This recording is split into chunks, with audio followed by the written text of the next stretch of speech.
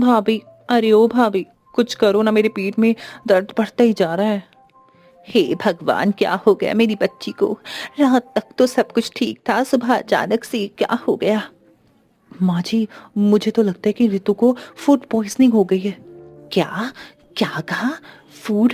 और आगे क्या बोला तूने?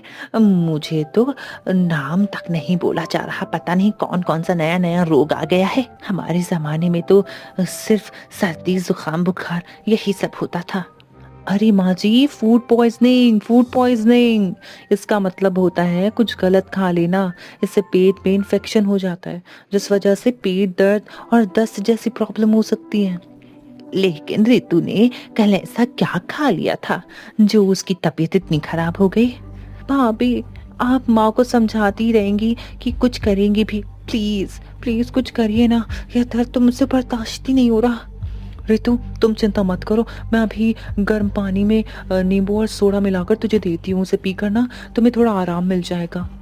आखिर तो तूने ऐसा क्या खा लिया था जो उसके पेट पे इतना ज्यादा दर्द हो रहा था, या बात कुछ और ही थी? जाने के लिए कहानी में कुछ दिन पीछे चलते हैं। अरे शीला, देर मत करो। ऐसा करो, मुझे और पिताजी को केवल चाय ही दे दो।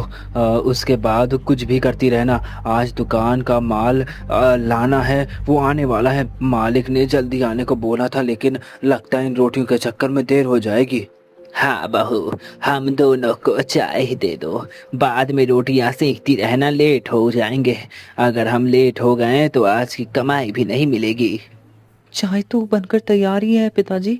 साथ में मैं आप दोनों के लिए एक एक रोटी भी ले आ देती हूँ। दिन भर बाहर जाकर आप लोगों को काम करना है, केवल चाय पीने से कुछ नहीं होगा। इससे ना एसिडिटी भी हो जाएगी।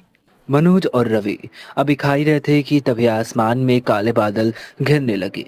लीजिए पिताजी, बस इसी की कमी थी। लगता है आज हम समय पर दुकान नहीं पहुंच पाएंगे। हे भगवान, थोड़ा थम जाना, अभी मत बरसना। हम दुकान पर पहुंच जाएं तब भी बरस लेना, जी भर के बरस लेना। अरे अरे दादाजी, आप तो बिल्कुल वो वाले गाने की तरह बात कर रहे हो। मेरी प्यारी गुड़िया, तेरे दादा को गाना गाना नहीं आता है? अच्छा, या तो बता कौन सा गाना था वो? अरे वही, थम के बरस ओ चला, थम के बरस। आगे की लाइन तो मुझे याद ही नहीं आ रही है दादाजी। अरे पिताजी, आप भी कहाँ इसकी बातों में फंस गए हैं। बारिश शुरू हो गई तो आप दोनों को देर हो जाएगी। चाहिए। हाँ पिताजी, चलिए चलते हैं। दोनों बाप बेटे जल्दी मोहन लाल की दुकान की तरफ निकल पड़ते। वो दोनों उसकी दुकान पर ठेला चलाने और सफाई धुलाई का काम करते थे, जहां उन्हें ना दो ढंग का पैसा मिल पाता था, ना ही इज्जत मिल पाती थी। इसके बावजूद भी वो वहां पर काम करने के लिए मजबूर थे। आइए आइए, अरे आइए आइए, ओहो भाग मेरे, आ जाइए। जो आप दोनों पधारे, बताइए क्या सेवा करूं आप लोगों की? मालिक, ऐसा कहकर हमें शर्मिंदा मत करिए। रास्ते में बारिश हो रही थी, इस वजह से थोड़ी देर हो गई। आप बस जल्दी बता दीजिए कौन कौन सा सामान किसके यहाँ पर पहुँचाना है। अरे निकम्मो, अरे मैंने तुम दोनों को आज जल्दी आने को बोला था, फिर भी तुम लोगों ने इतनी देर कर दी। ऊपर से बारिश का बहाना दे रहा, और बरसात के मौसम में बारिश नहीं होगी तो क्या फूल झड़ेंगे? हाँ मालिक, आप नाराज मत होइए, जल्दी जल्दी काम बता दीजिए, हम भी ना देर करे सारा काम कर देंगे। वैसे भी बारिश का कोई ठिकाना नहीं होता, कभी भी शुरू हो सकती है, तो दुकानदारों तक माल पहुंचाना और मुश्किल हो जाएगा। अरे वाह, आप तो हमें ही ज्ञान देने लगे। लगता है आपको अपनी नौकरी प्यारी नहीं है, हाँ? तो ऐसा करते हैं, आज से आप दोनों की छुट्टी कर देते हैं। क्यों मनोज जी, ठीक है ना? मालिक, मालिक माफ कर दीजिए, सेवा मालिक माफ कर दीजिए। मेरा वो मतलब नहीं था, दया कीजिए, दया कीजिए मालिक, हमें काम से मत निकालिए, घर चलाना बहुत मुश्किल हो जाएगा। चलो ठीक है, नहीं निकालता, लेकिन ध्यान रहे आज के बाद मुझे ज्ञान देने की कोशिश मत करना। हाँ, अब जाओ, जाकर दुकानदारों तक सामान पहुंचाओ, और ध्यान रहे चीनी की बोरियां गीली ना हो पाए। मालिक, आप चिंता मत करिए, सब कुछ एकदम ध्यान से करेंगे। मोहनलाल की थोक की किराने की दुकान थी, जहां वो छोटे मोटे दुकानदारों को सामान पहुंचाया करता था। रवि और मनोज मौसम का मिजाज देखते हुए जल्दी जल्दी डिलीवरी कर रहे थे। अब बस आखिरी डिलीवरी रह गई थी कि बारिश होने लगी। तभी मोहन बोलता है, हे भगवान, सत्यानाश सत्यानाश हो गया इस बारिश का। अब बस आखिरी खेप बची थी। अब जब तक ये बारिश रुकती नहीं तब तक हमें कैसे भी कर माल पहुंचाना होगा। क्या करे कुछ समझ नहीं आ रहा। हाँ पिताजी, बिल्कुल सही कही। वैसे तो पिताजी, बारिश का मौसम बहुत अच्छा होता है, गर्मी के बाद थोड़ी राहत मिल जाती, लेकिन यह सब भी अमीरों के लिए होता है। हम गरीबों के लिए बारिश का दूसरा नाम आफत है, आफत। हेलो काम चोरो, अभी तक तुम लोगों ने सोहन की दुकान पर माल नहीं पहुंचाया है? वह फोन करके मुझे सुना रहा है। मालिक, वो देखिए ठेला। अरे, उनके नीचे सामान से भरा पड़ा है, लेकिन बाहर बारिश इतनी तेज हो रही है कि निकलना हमारे लिए बहुत मुश्किल हो जाएगा। सारा सामान खराब हो जाएगा। वैसे भी इसमें ज्यादातर चीनी और चावल की बोरियां है। अगर हम बाहर गए और थोड़ा सा भी पानी पड़ गया तो सब खराब हो जाएगा। अरे काम छोड़ो, जब तुम दोनों को मालूम है कि बारिश का मौसम है तो हाथ पैर जल्दी चलाना चाहिए था, है नहीं तो अब अगर सोहन लाल की पेमेंट नहीं आई तो याद रखना तुम दोनों की आज की दिहाड़ी नहीं मिलने वाली। मालिक, ऐसा जुल्म मत कीजिए। बाकी सभी माल तो हमने समय पर पहुंचा दिया था। अब सोहन मालिक के समय में बारिश हो गई तो हम क्या करें? चुप हो जा, बिल्कुल। अरे चुप हो जा, ज्यादा से बात मत चला, थोड़ा दिमाग लगाओ और यह माल सोहन लाल तक पहुंचाओ। उसका कुछ जुगाड़ लगाओ, मैं नहीं जानता। आप बिल्कुल चिंता मत कीजिए। जब तक आज हम मोहन के मालिक के यहाँ सामान नहीं पहुंचा देते तब तक हम घर नहीं जाएंगे। आज बारिश रवि और मनोज के सब्र का इम्तिहान लेने पर उतारू थी, तो वहीं दूसरी तरफ घर में सभी की हालत बहुत खराब थी। अरे माँ जी, इस बारिश ने तो सब कुछ बर्बाद कर दिया। देखिए ना, जगह जगह में पानी टपक रहा है, पूरा चूल्हा खराब हो गया है। और तो और जो थोड़ा बहुत आटा बचा रखा हुआ था वो भी खराब हो गया, उसमें भी पूरा पानी मिल गया है। क्या करे बहू, तेरे ससुर और पति की कमाई भी तो इतनी नहीं होती कि बारिश में कुछ कर पाए, बारिश से पहले छत की मरम्मत कर पाए। हर साल यही सोचते रह गए, लेकिन कुछ हो ही नहीं पाया, कुछ समझ ही नहीं आ रहा है।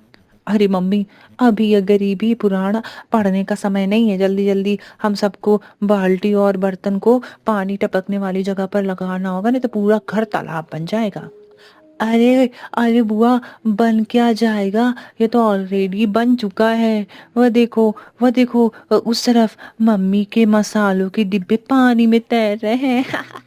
हे भगवान, क्या आफत है। एक तो यहाँ सामान खरीदने के पैसे नहीं, ऊपर से दूसरी तरफ इस टपकती छत की वजह से जो था वो भी बर्बाद हो गया। हे भगवान, अब हम क्या करें। अरे बहू, तब की बात तब सोचेंगे। अभी तो इस टपकते हुए पानी को रोकना होगा। तू ऊपर जाकर छत पर प्लास्टिक शीट डाल दे और ऋतु घर में जमा पानी बाहर निकाल। शीला छत पर जाकर प्लास्टिक सीट बिठाती है, तो वहीं दूसरी तरफ रवि और मनोज भी ठेले पर लदे हुए सामान को प्लास्टिक से अच्छी तरह से कवर कर लेते हैं। मालिक, लगता है यह बारिश आज नहीं रुकने वाली, इसीलिए हमने सामानों को अच्छी तरह से प्लास्टिक के कवर में पैक कर दिया। इसे पहुंचा रहे हैं, जा रहे हैं। इससे ये होगा कि पानी अंदर नहीं जाएगा, कुछ भी सामान खराब नहीं होगा। और आप बिल्कुल निश्चित रहिए, थोड़ी देर बाद आप सोहन लाल से पैसे मांग सकते हैं। ठीक है, जल्दी जाओ, लेकिन ध्यान रहे सामान खराब नहीं होना चाहिए। हाँ, नहीं तो तुम्हारे पैसे कटेंगे। पिताजी, बारिश के कारण सड़कों की मिट्टी एकदम चिपचिपी हो गई है, बहुत फिसलन भरी मिट्टी हो गई है। आप ध्यान दीजिएगा, सही से चलिएगा, कहीं पैर ना फिसल जाए। अरे बेटा मेरी छोड़, तू अपना ध्यान रख। एक दूसरे से बातें करते हुए, एक दूसरे को संभालते हुए सोहन लाल का सामान पहुंचाकर वह वापस आ जाते। मालिक, हमने सारा सामान सोहन जी के पास पहुंचा दिया है, वो भी सही सलामत। अब आप हम दोनों को आज की दिहाड़ी दे दीजिए ताकि हम भी घर जा सके। मालिक, अगर हो सके तो थोड़ा चावल और दाल भी दे देते ताकि बारिश में दूसरी जगह से राशन न खरीदना पड़े। क्यों रे रवि, मेरा गोदाम तुझे धर्म खाता नजर आता है क्या? हाँ, जो कभी आटा नहीं तो कभी चावल मांगता रहता है। नहीं नहीं मालिक, मैं तो बस यूं ही कह रहा था। यदि संभव नहीं है तो रहने दीजिए। मोहनलाल से 200 की दिहाड़ी के सिवा दोनों बाप बेटों को कुछ नहीं मिलता है। बेटा, आज तो बड़ी देर हो गई, घर पर सभी लोग राह देख रहे होंगे, जल्दी जल्दी कदम बढ़ाने होंगे, सब्जियां और किराने का सामान भी तो लेना है। पिताजी, इन 200 रुपए में हम क्या क्या ले पाएंगे, मुझे तो कुछ समझ में नहीं आ रहा है। भगवान ने हमें जन्म देकर कोई गलती तो नहीं करती है। बेटा, हिम्मत नहीं हारते, जीवन में संघर्ष ही संघर्ष भरा पड़ा है, बस हमें अपने कर्मों पर ही रहना, अपने कर्म अच्छे करना, बाकी ऊपर वाला तो देख ही रहा है, सब उस पर छोड़ दे। बहू, थोड़ी चाय बना दे, थोड़ी थकान हो रही है आज। जी पिताजी, आप दोनों कपड़े बदल लीजिए, तब तक मैं चाय बढ़ा देती हूँ। अरे रितु, आज छत से पानी टपकने लगा था क्या? हाँ पापा, हमारा घर मिनी स्विमिंग पूल बन गया था, जिसमें मम्मी के मसाले की डिब्बी भी स्विमिंग कर रहे थे। अरे मेरे प्यारे बच्चों, अपने दादाजी को भी बताओ आज तुमने क्या क्या किया। दादाजी, मैं बताता हूँ। आज इस पिंकी ने अपनी कॉपी के पन्ने फाड़ कर नाव बनाई थी। उससे ना जमे पानी में, घर में जो पानी जम गया था ना, उसमें डालकर खेल रही थी। इसे समझाओ दादाजी, कॉपी के पेज को बर्बाद ना करा करे। अरे दादाजी, बस एक ही पेज फाड़ा था। ये मोनू का बच्चा कब से सभी से ही शिकायत लगा रहा है। सभी आपस में बातें कर रहे थे, तभी दरवाजे पर दस्तक होती है। तू रहने दे बहू, मैं जाकर देखती हूँ इतनी रात गए कौन आया है। अरे कांता जी, आप इतनी रात गए, कहीं कुछ काम है क्या? अरे भाई, काम वाम क्या था, वह तो मैं तुम्हारे लिए छोले लेकर आई थी। सुबह बहू ने छोले भटूरे बनाए थे तो काफी छोले बच गए, तो मैंने सोचा तुम्हें भी दे दूं। हाँ। अरे कांति जी, इसकी क्या जरूरत थी, हमारे घर में खाना बन चुका है, आपने आने में थोड़ी देर कर दी। अरे साबित्री जी, वैसे भी तेरे घर में क्या ही बना होगा, वही सूखी रूठी रोटियां बनी होंगी और वही दाल। ये ले, सभी को थोड़ा थोड़ा खिला देना, थोड़ा मन बदल जाएगा। कांता जी जिद की वजह से सावित्री को छोले लेने पड़ते हैं। अरे माँ, यह कांता आंटी क्या करने आई थी यहाँ? कुछ नहीं बेटा, बस हमारा मजाक उड़ाने आई थी। उसे मालूम है कि हमारे घर में अभी इतने सारे लोग हैं, फिर भी इस छोटी सी कटोरी में छोला लेकर आई है। वाह वाह, और ये भी बासी, बदतमीज औरत। जाने दो ना सावित्री, दूसरों के कारण अपना मूड क्यों खराब करना। हाँ नहीं तो, और वैसे भी भले ही हम गरीब हो, लेकिन हमने आज तक कभी किसी को बासी खाना नहीं खिलाया और ना खुद खाया, और बचा हुआ खाना भी नहीं खाया है। हाँ पिताजी, बरसात के मौसम में तो ताज़ा ताज़ा खाना ही सही रहता है, वरना बीमारी की चपेट में आने का डर रहता है। चलिए, आप सभी, काफी देर हो गई है, अब खाना खा लीजिए। सभी खाना खाने बैठ जाते, लेकिन बच्चे खाना देखकर मुंह नाक सिकोड़ने लगते। तभी पिंकी बोलती है, क्या मम्मी, यह तो लौकी की सब्जी है, मुझे लौकी नहीं पसंद। हाँ मम्मी, मुझे भी लौकी नहीं पसंद, लेकिन कोई बात नहीं, मैं खा लूंगा। और पिंकी, तू भी खा ले, कल मम्मी हमारे लिए आलू के पराठे बनाएगी, आलू के पराठे, है ना मम्मी? हाँ मेरे बच्चों, जरूर बनाऊंगी आलू के पराठे। हाँ। अरे कोई नहीं, कांता काकी के छोले को हाथ तक नहीं छुआ किसी ने। हाँ, ऐसा करती हूँ, मैं ही खा लेती हूँ। रितु चुपके से जाकर कांता के लाए हुए छोले खा लेती, लेकिन छोले बासी होने के कारण उसे फूड पॉइजनिंग हो जाती और अगले दिन उसे पेट दर्द होने लगता है, उल्टियां भी होने लग जाती हैं और वो परेशान रहती। तभी रितु बोलती है, भाभी, अरे ओ भाभी यार, बहुत तेज दर्द हो रहा है, कुछ करो ना, मेरे पेट में बहुत दर्द हो रहा है, बढ़ता ही जा रहा है। हे भगवान, क्या हो गया मेरी बच्ची को? कल रात तक तो बिल्कुल ठीक थी, आज अचानक सुबह क्या हो गया? माँ जी, मुझे लगता है कि रितु को फूड पॉइजनिंग हो गई है। अरे क्या बोला तूने, फूड पॉइजनिंग? अरे भाई, इसका क्या मतलब होता है, समझ ही नहीं आ रहा। हमारे जमाने में तो सर्दी जुकाम बुखार यही सब हुआ करता था। अरे माँ जी, फूड पॉइजनिंग का मतलब कुछ गलत खा लेना, उससे होता है ये ना, पेट में इन्फेक्शन हो जाता है, जिस वजह से पेट में दर्द होने लगता है, दस्त होने लगती है। भाभी, बहुत तेज दर्द हो रहा है, माँ को समझाती रहोगी कि कुछ करो भी प्लीज जल्दी से कुछ करिए ना, बहुत दर्द हो रहा है, बर्दाश्त ही नहीं हो रहा है दर्द मुझसे। रितु, तुम चिंता मत करो, मैं अभी गर्म पानी में नींबू और सोडा मिलाकर लाती हूँ, उसे पीकर तुम्हें थोड़ा आराम मिल जाएगा। वह सब तो ठीक है, लेकिन तुम मुझे बोल रही थी गलत खाना, आखिर इसने क्या खा लिया? वो माँ, मैंने कांता काकी के लाए हुए वो छोले खा लिए थे। रितु, क्या तू छोटी बच्ची है तो तुझे अपने कुछ पता नहीं है, तुझे अपनी जीभ में कंट्रोल नहीं है?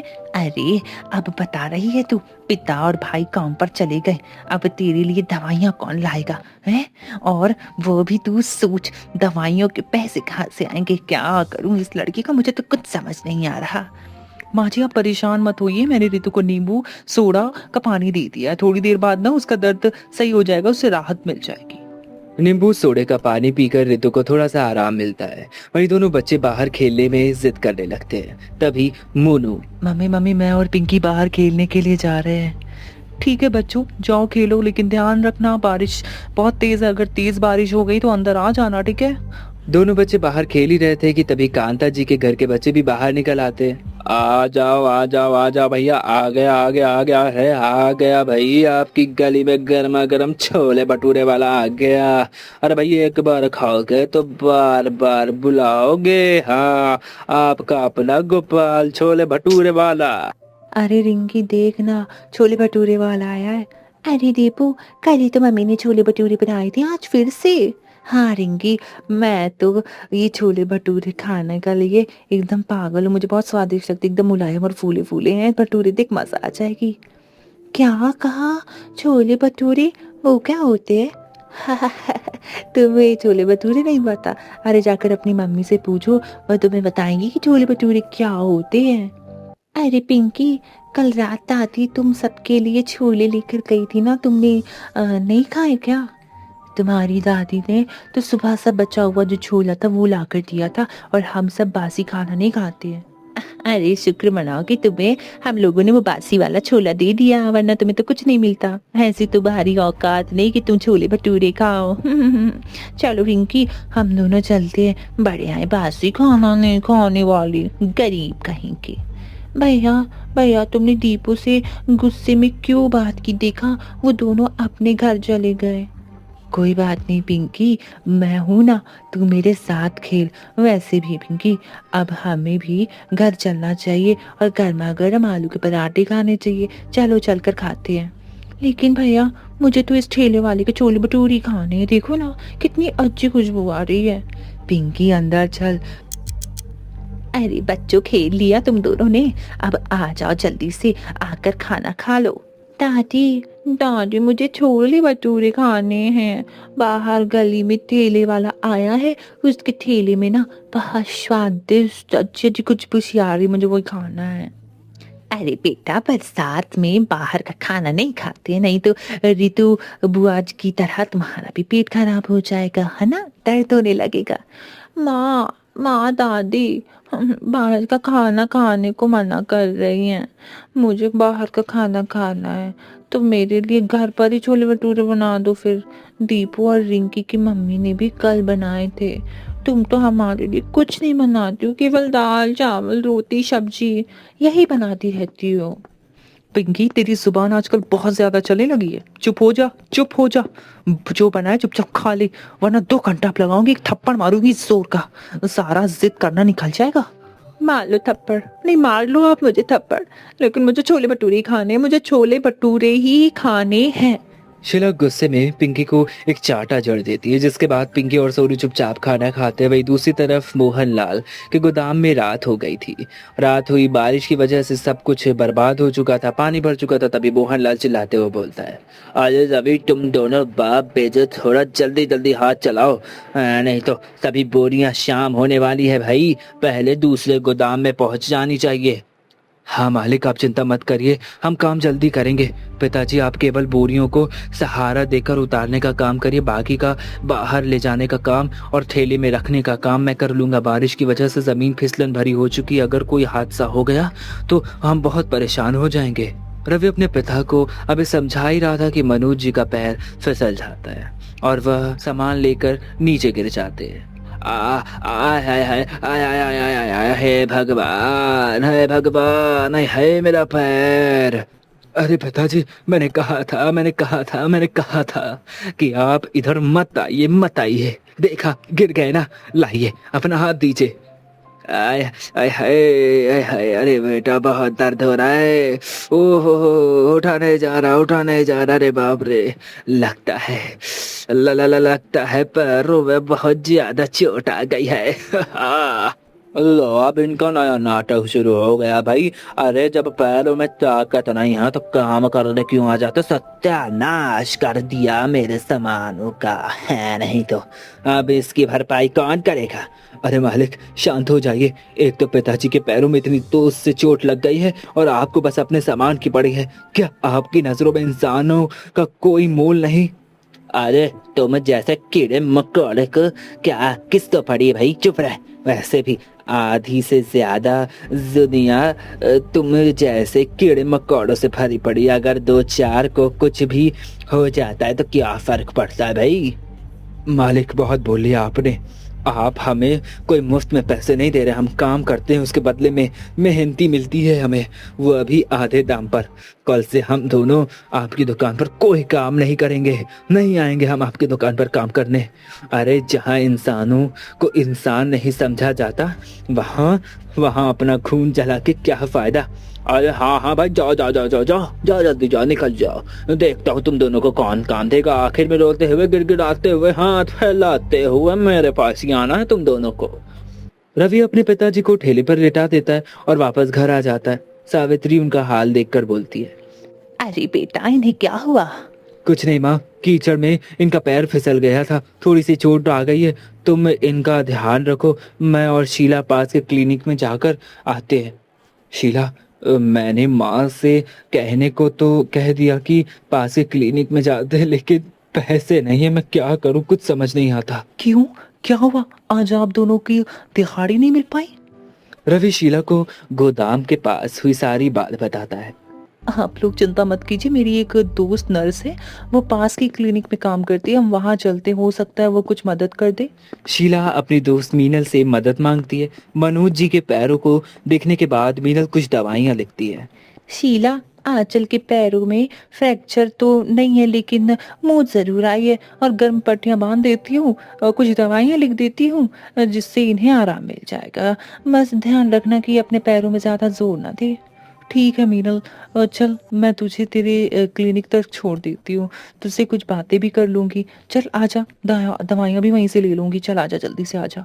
अरे शीला, तेरे ससुराल का इतना बुरा हाल कैसे? वह सब छोड़ मीनल, बीती बातों को दोहराने से कोई कुछ नहीं होने वाला सिवाय दर्द के। हाँ, क्या बताऊँ? अगर तुझे सच में मेरी इतनी चिंता है तो यह बता कि तू मेरी मदद करना चाहती है। तू मेरे लिए कोई काम ढूंढ देना मीनल। देख शीला, मेरे पास तेरे लायक कोई काम नहीं है, लेकिन हाँ, तेरे पति के लायक ज़रूर काम होगा। मैं जिसके क्लिनिक में काम करती हूँ ना, वहाँ पर एक नया हॉस्पिटल बनाया है, तो वहाँ के लिए ईमानदार सिक्योरिटी गार्ड की तलाश है। डेली के ज़्यादा तो नहीं, लेकिन 500 रुपये मिल जाएंगे। तो कहे तो रवि जी के लिए मैं बात करूँ? मीनल, मीनल तुझे नहीं मालूम तूने मेरे लिए क्या किया है। तेरा ये एहसान मैं कभी नहीं भूलूंगी। चल अच्छा ठीक है, ज़्यादा सैंटी मत हो। मैं तेरे सामने ही डॉक्टर सर से बात करके देखती हूँ, रवि जी के बारे में नौकरी पक्की करवाती हूँ। उसके बाद हम दोनों दोस्त मिलकर छोले भटूरे खाएंगे। वैसे भी बरसात के मौसम में छोले भटूरे खाने का तो मज़ा ही कुछ और है। मीनल अपने क्लिनिक में बात करके रवि की नौकरी पक्की करवा देती है। अरे वाह शीला, सर ने रवि जी को कल ही आने के लिए बोल दिया है। अब तो तेरी सारी टेंशन खत्म है। अब चल सामने ठेले से चलकर छोले भटूरे खाते हैं। नहीं मीनल, तू खा ले, मेरा मन नहीं है। शीला क्या बात है, तुझे छोले भटूरे तो बहुत पसंद है, आखिर क्या बात हो गई जो तू मना कर रही है? अब तुझसे क्या छुपाना, वो बात कुछ ऐसी कि घर में काफ़ी दिनों से बच्चों को छोले भटूरे खाने हैं। वो बहुत जिद करे, लेकिन पैसे की तंगी की वजह से मैं बना ही नहीं पा रही हूँ। ऐसे में कैसे भी करके मुझे, हाँ, ये क्या ही कर सकती हूँ, मैं नहीं खा सकती छोले भटूरे जब तक मेरे बच्चे नहीं खाएंगे। तो यह बात है। अच्छा सुन, पहले हम दोनों दुकान से मैदा, चने और तलने के लिए तेल खरीदेंगे, ताकि तू आज रात अपने बच्चों के लिए छोले भटूरे बना सके। उसके बाद तू मना नहीं करेगी, ठीक है? लेकिन मीनल तू इतना सब कुछ, अरे बुद्धू, तेरे बच्चों का मुझसे भी कोई रिश्ता है ना? शीला की आंखों में खुशी के आंसू आ जाते हैं। वह सामान लेकर घर आती है, सभी को और रवि की नई नौकरी के बारे में बताती है। और चने फूलने के लिए पानी में डाल देती है। तभी शीला बोलती है, पिंकी, मोनू, आज मैं तुम सबके लिए छोले भटूरे बनाऊंगी। अरे वाह, अरे वाह, फिर तो नई नौकरी मिलने की खुशी दुगनी हो गई है, दुगनी। वाह भाभी, इतनी तेज भूख लगी है, गर्मा गर्म छोले भटूरे खाने में तो मजा ही आ जाएगा। हाँ बहू, रवि को और रितु बिल्कुल सही कह रहे हैं। हाँ, नई नौकरी मिलने की खुशी में और बरसात में छोले भटूरे का तो मजा ही कुछ और है। आज शीला के ससुराल में सभी बहुत खुश थे। रात होती है, पूरा परिवार एक साथ बैठकर छोले भटूरे खाता है। अरे वाह, बहुत बहुत बहुत अच्छे बनाए हैं, वाह, तुम्हारे हाथों में तो साक्षात अन्नपूर्णा माँ है। उनका ही वास है। कितने स्वादिष्ट छोले भटूरे बनाए हैं, मजा ही आ गई। हाँ बहू, तेरे पिताजी बिल्कुल सही बोल रहे हैं, इतने गरम और फूले फूले भटूरे मैंने कभी नहीं खाए। अरे मम्मी, आप तो बेस्ट हो, बेस्ट। कल मैं दीपू और रिंकी को बताऊंगी कि मेरी मम्मी ने भी छोले भटूरे बनाए हैं। हाँ भाभी, मैं छोले भटूरे खाकर तो मेरा दिमाग में बस एक ही बात आई है। बोलो तो क्या बात है? भाभी, मैं यही सोच रही थी कि भैया तो कल सिक्योरिटी गार्ड की नौकरी पर जाएंगे, ऐसे में हमारा ठेला तो खाली ही रहेगा, तो क्यों ना हम उस ठेले पर छोले भटूरे बनाकर बेचें, ऐसे में कुछ इनकम भी हो जाएगी और इसके लिए आपको कहीं दूर जाने की ज़रूरत भी नहीं पड़ेगी। बात तो तुम्हारी बिल्कुल सही है रितु, घर पर रहकर सबकी देखभाल करते हुए यह काम मैं कर पाऊंगी। तो पक्का कहा, कल भैया के काम पर जाने के बाद हम अपना ठेला लगाएंगे। लेकिन शीला, सोच लो, तुम्हारा काम बढ़ जाएगा। अरे बहू की मदद करने के लिए हम सब भी तो हैं, हम सब मिलकर हाथ बटाकर सब काम कर लेंगे, तुझे चिंता करने की कोई जरूरत नहीं है। लगता है हमारे दिन अब सुधरने वाले हैं। अब बहू भगवान का नाम लेकर कल से छोले भटूरे बेचेगी, बिजनेस शुरू करेगी। हाँ हाँ, बिल्कुल अच्छा हो रहा है। अगले दिन पूरे मोहल्ले में शीला के बनाए हुए छोले भटूरे की खुशबू फैल जाती है। अगल बगल से लोग बारिश में गरमा गरम छोले भटूरे खाने के लिए शीला के पास आने लगते। तभी कांता बोलती है, अरे तावत जी, तूने बताया नहीं, तेरी बहू इतना स्वादिष्ट छोले भटूरे बनाती। वाह भाई, मजा आ गया खाकर। ऐसा करो शीला, मुझे भी 2 प्लेट छोले भटूरे पैक कर दो। जी आंटी, मैं छोले भटूरे पैक कर देती हूँ। कुछ समय बाद ऐसे ही बीतने लगता है और धीरे धीरे शीला का बिजनेस इतना ज़्यादा बढ़ जाता है कि वो मून रोड पर दुकान लगाने लगती है और अच्छा खासा ढाबा खोल लेती है और खूब पैसा कमाती है। इस तरह से अपने ससुराल को बारिश में छोला भटूरा खिलाने के सपने से शुरू हुआ शीला का यह सफ़र अपने खुद के छोले भटूरे के ढाबे में जाकर खत्म होता है। ऐसी और मनोरंजक कहानियों के लिए हमारे चैनल को सब्सक्राइब करें और अगली कहानी किस टॉपिक पर देख रही है हमें कमेंट सेक्शन में ज़रूर बताएं। धन्यवाद। पिंटू बेटा, तू बैठा क्यों है? सो जा, काफी रात हो गई है। फिर सुबह उठकर तुझे स्कूल भी तो जाना है ना। माँ, मुझे नींद नहीं आ रही, मुझे गर्मी में पसीना हो रहा है। अच्छा ठीक है, मेरे पास आ जा, मैं तुझे हाथ वाले पंखे से हवा कर देती हूँ। माँ, हाथ वाला पंखा भी कितनी हवा देगा? जब आपका हाथ थक जाता है तो आप पंखा चलाना छोड़ देते हो, फिर उसके बाद मुझे और भी ज्यादा गर्मी लगने लगती है। क्या करूँ बेटा, पंखा चलाते चलाते मेरे हाथ में दर्द होने लगता है, इसलिए मैं थोड़ी देर रुक जाती हूँ। छी याक, घर में ये बदबू कैसी आ रही है? बेटा, ये जमीन की मिट्टी और पसीने की बदबू है। माँ, मुझे इस बदबू से घुटन भी हो रही है। चलो ना, थोड़ी देर कहीं बाहर चलते हैं। तू भी ना, तेरे अजीब ही ड्रामे हैं। देख, तेरे पापा भी तो सो रहे हैं ना। सबको पता है कि घर में सोने से सभी को दिक्कत और परेशानी हो रही है, लेकिन सब थके हैं इसलिए आराम से सो गए। तू भी सो जा बेटा, मैं पंखा कर देती हूँ। नहीं तो नहीं, मैं बाहर जाऊंगा, मुझे नहीं सोना। लगता है तू नहीं मानेगा। चल ठीक है, थोड़ी देर तुझे बाहर घुमा के लाती हूँ। हाँ ठीक है, चलो। चल चल, थोड़ी देर बाहर घूम ले। ठीक है माँ, मैं अभी घूम कर आता हूँ। ये लड़का भी ना, बताओ, रात के 2 बज रहे हैं और इसे बाहर घूमने की पड़ी है। उधर पिंटू को घूमता देखकर गांव के कुछ कुत्ते उसके पास आकर जोर जोर से भौंकने लगते हैं। इस पर पिंटू डरकर माँ के पास भाग जाता है। माँ, मुझे अब नहीं घूमना, चलो अब जल्दी से घर चलते हैं। अरे तुझे क्या हुआ? अभी तो घूमने के लिए गया था, इतनी जल्दी तेरा घूमना खत्म हो गया? वो माँ, गांव के कुत्ते आकर भौंकने लगे। अच्छा, तो जनाब को कुत्तों से डर लग गया, इसलिए भागकर वापस आ गए। घूम ले, और तुझे रात में बहुत घूमने का शौक लगा था ना, जा घूम ले। नहीं माँ, अब मैं नहीं घूमूंगा, जल्दी घर में चलो, नहीं तो वो कुत्ते यहाँ पर भी आ जाएंगे। इस तरह अब शीला पिंटू के साथ घर में चली जाती है। कुछ दिन ऐसे ही बीतते हैं। सभी लोग को प्यास की समस्या होने लगती है। माँ, मुझे प्यास लगी है, पानी दो ना। अभी तो पिया था ना। माँ, यहाँ घर में रखा हुआ पानी एकदम गर्म हो जाता है, इसलिए मुझे बार बार प्यास लग रही है। तू ठीक कहता है, ऊपर से गर्मी में पसीना भी हो रहा है, जिससे शरीर का सारा पानी बाहर निकल जाता है। ऐसे में प्यास तो लगनी ही है। पानी भी खत्म हो गया। लगता है फिर से हैंडपंप पर जाना होगा। अब और नहीं सहा जाता। मैं कल ही सभी से बात करूंगी।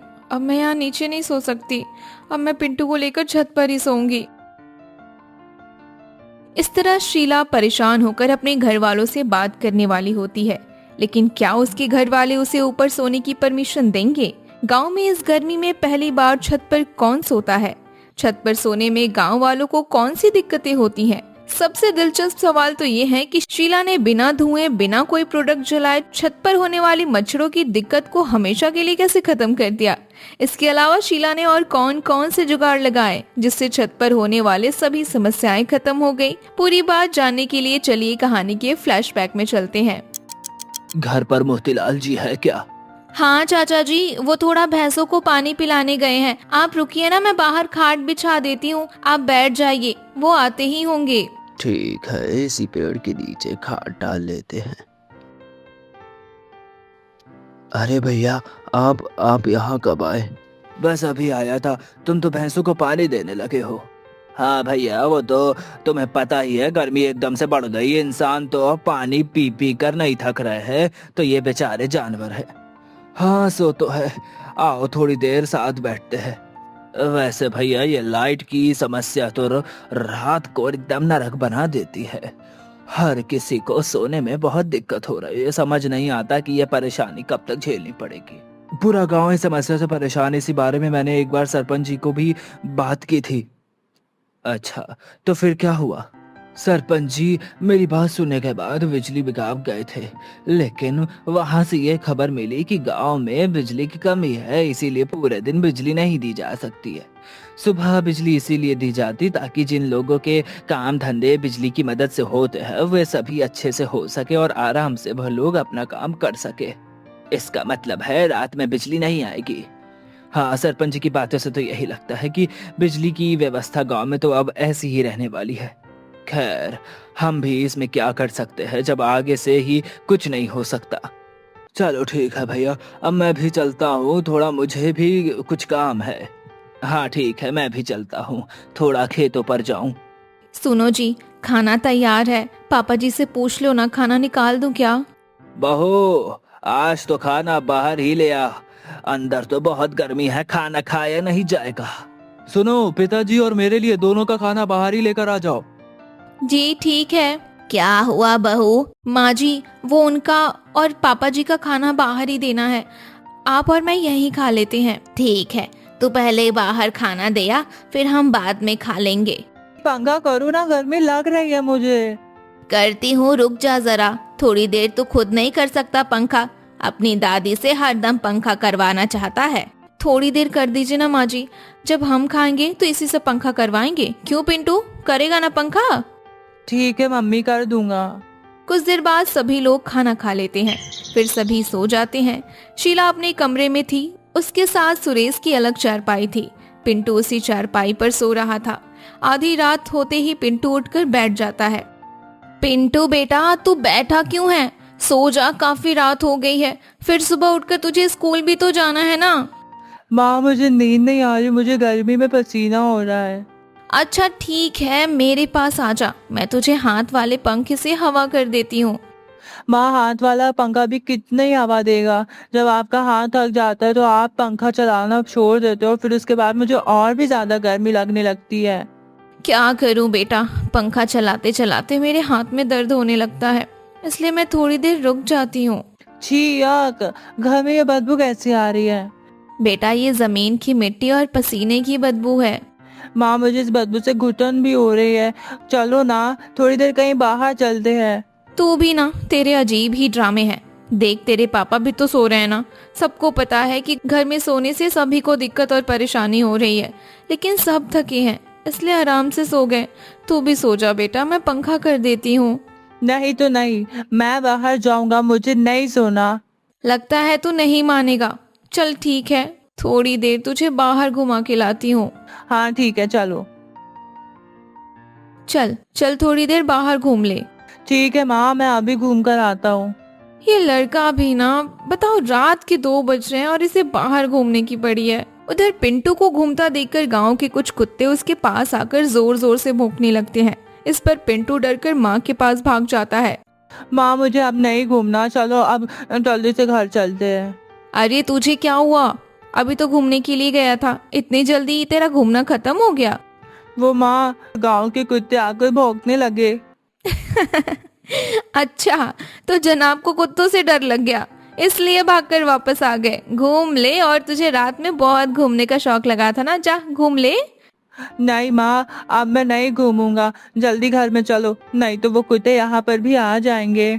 इस तरह अब शीला पिंटू के साथ घर में चली जाती है। कुछ दिन ऐसे ही बीतते हैं।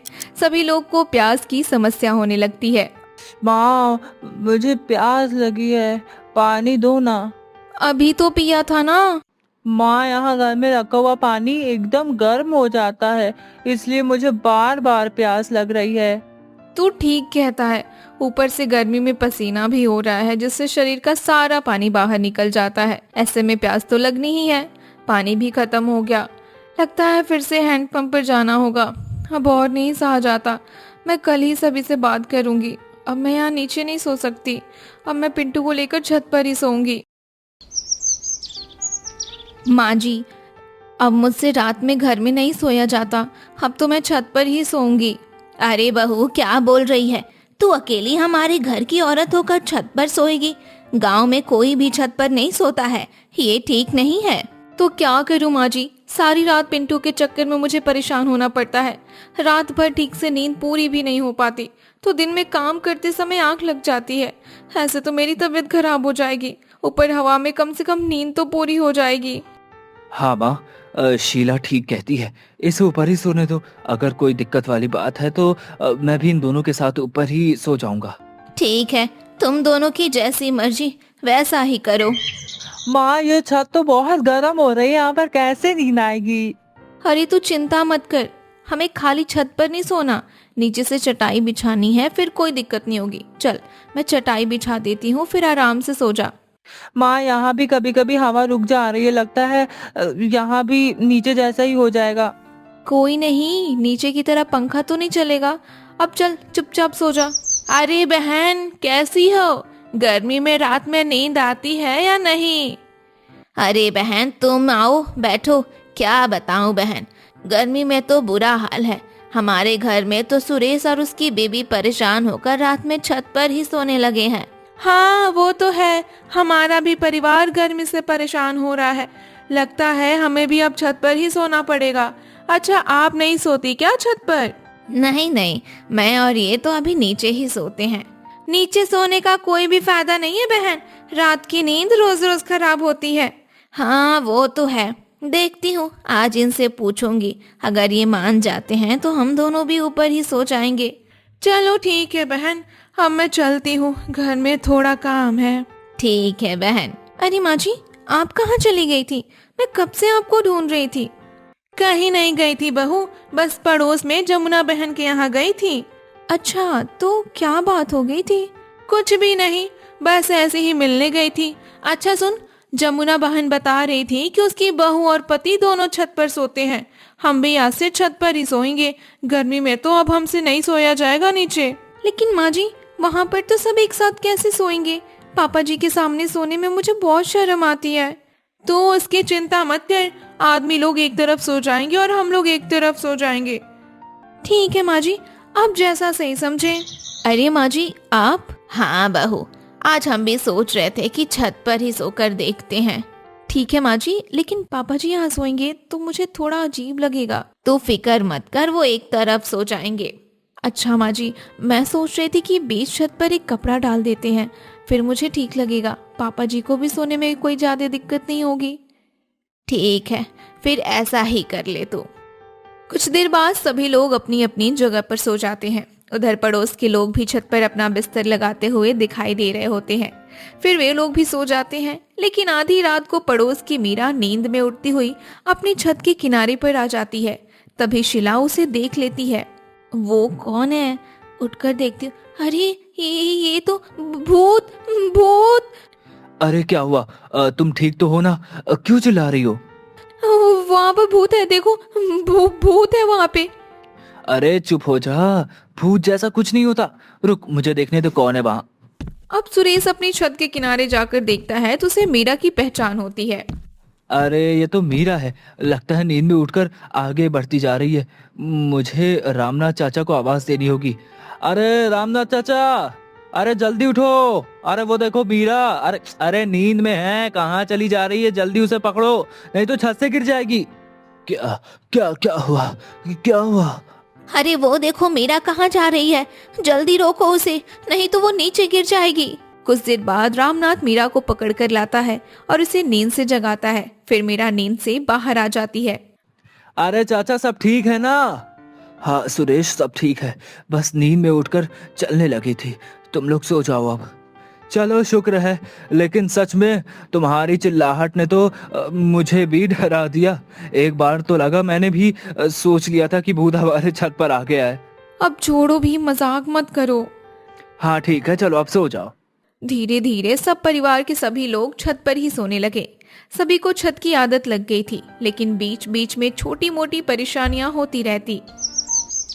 एक दिन पिंटू जब छत पर सो रहा था, तभी छत पर उसके पास एक चूहिया आ जाती है। माँ चूहा! क्या हुआ पिंटू, तू क्यों इतना चिल्ला रहा है? माँ यहाँ पर चूहा आया था। अच्छा चल अब सो जा, वो तो भाग गया होगा ना। नहीं, मुझे नींद नहीं आएगी, मुझे डर लग रहा है। मुझे मुझे नीचे जाना है। हद है, अब एक चूहे से डरकर तू नीचे जाएगा? हाँ हाँ, मुझे यहाँ पर अब नींद नहीं आएगी। ठीक है चल, मैं तुझे नीचे ही सुलाकर ऊपर आ जाऊंगी। ठीक है। क्या हुआ पिंकी, किसे देख रही है? चाची वो आज पिंटू छत पर नहीं दिखाई दे रहा है, वो कहाँ है? जनाब को रात में एक चूहे ने डरा दिया था, इसलिए नीचे भागकर सो रहे हैं। डरपोक, वो एक चूहे से डर गया। सुबह बाहर आने दो, फिर आप देखना मैं उसे कैसे चिढ़ाती हूँ। ठीक है, तुम दोनों की मटर गश्ती तो तुम दोनों ही जानो। अरे शीला, मेरा गमछा तो देना, जरा खेतों की तरफ जा रहा हूँ। और ये पिंटू को क्या हो गया? अभी तक सोता जा रहा है, कब तक सोएगा? आज स्कूल नहीं जाएगा क्या ये?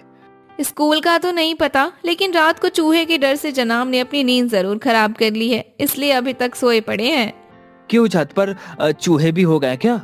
हाँ, छत पर जो एक तरफ चूल्हे की लकड़ी और उपले रखे हैं ना, उन्हीं की वजह से आ गए होंगे। तो एक काम करो, उसे साफ कर कर पूरी तरीके से चूल्हे के पास रख दो। फालतू में चूहे हमारी नींद भी खराब करेंगे। ठीक है, वो तो मैं रख दूंगी, लेकिन कहीं आपको भी तो चूहे से डर नहीं लग रहा था ना? अरे मुझे क्यों लगेंगे चूहे से डर? अरे मजाक कर रही थी। ये लो आपका गमछा, आज मैं अपना काम खत्म करके छत की सफाई कर दूंगी। इस तरह से शीला ने अपनी छत की सफाई कर दी। फिर कीड़ों और चूहों जैसी दिक्कत खत्म हो गई। अब सभी लोग आराम से छत पर सोने लगे थे, लेकिन छत पर हवा चलने के बाद भी ठंडक महसूस ही नहीं होती थी। फिर सभी ने छत पर पानी डालना शुरू कर दिया। अब छत सूख जाती है तो सभी लोग सो जाते हैं। आज छत पर लोग ज्यादा देर तक जाग रहे थे, क्योंकि हवा कम चल रही थी। आज तो हवा भी नहीं चल रही है, लगता है नींद भी देर से आएगी। ये तो रोज की बात है, हवा चलती है लेकिन शरीर में महसूस ही नहीं होती। अगर यही हवा ठंडी चले तो शरीर को भी ठंडक महसूस होने लगेगी। ठंड हवा तो केवल बारिश और सर्दियों में ही चलती है, जब हम छत पर नहीं सो सकते। क्या फायदा उस ठंडी हवा का? चिंता मत करो, मैंने कुछ सोचा है। कल से हमारे छत पर भी ठंडी हवा चलेगी। ठंडी हवा चलेगी? वो कैसे? हाँ, मैंने सोचा है, जो बीच में कपड़ा टंगा है ना, हम उसे पानी में अच्छे से भिगोकर रस्सी पर डाल देंगे।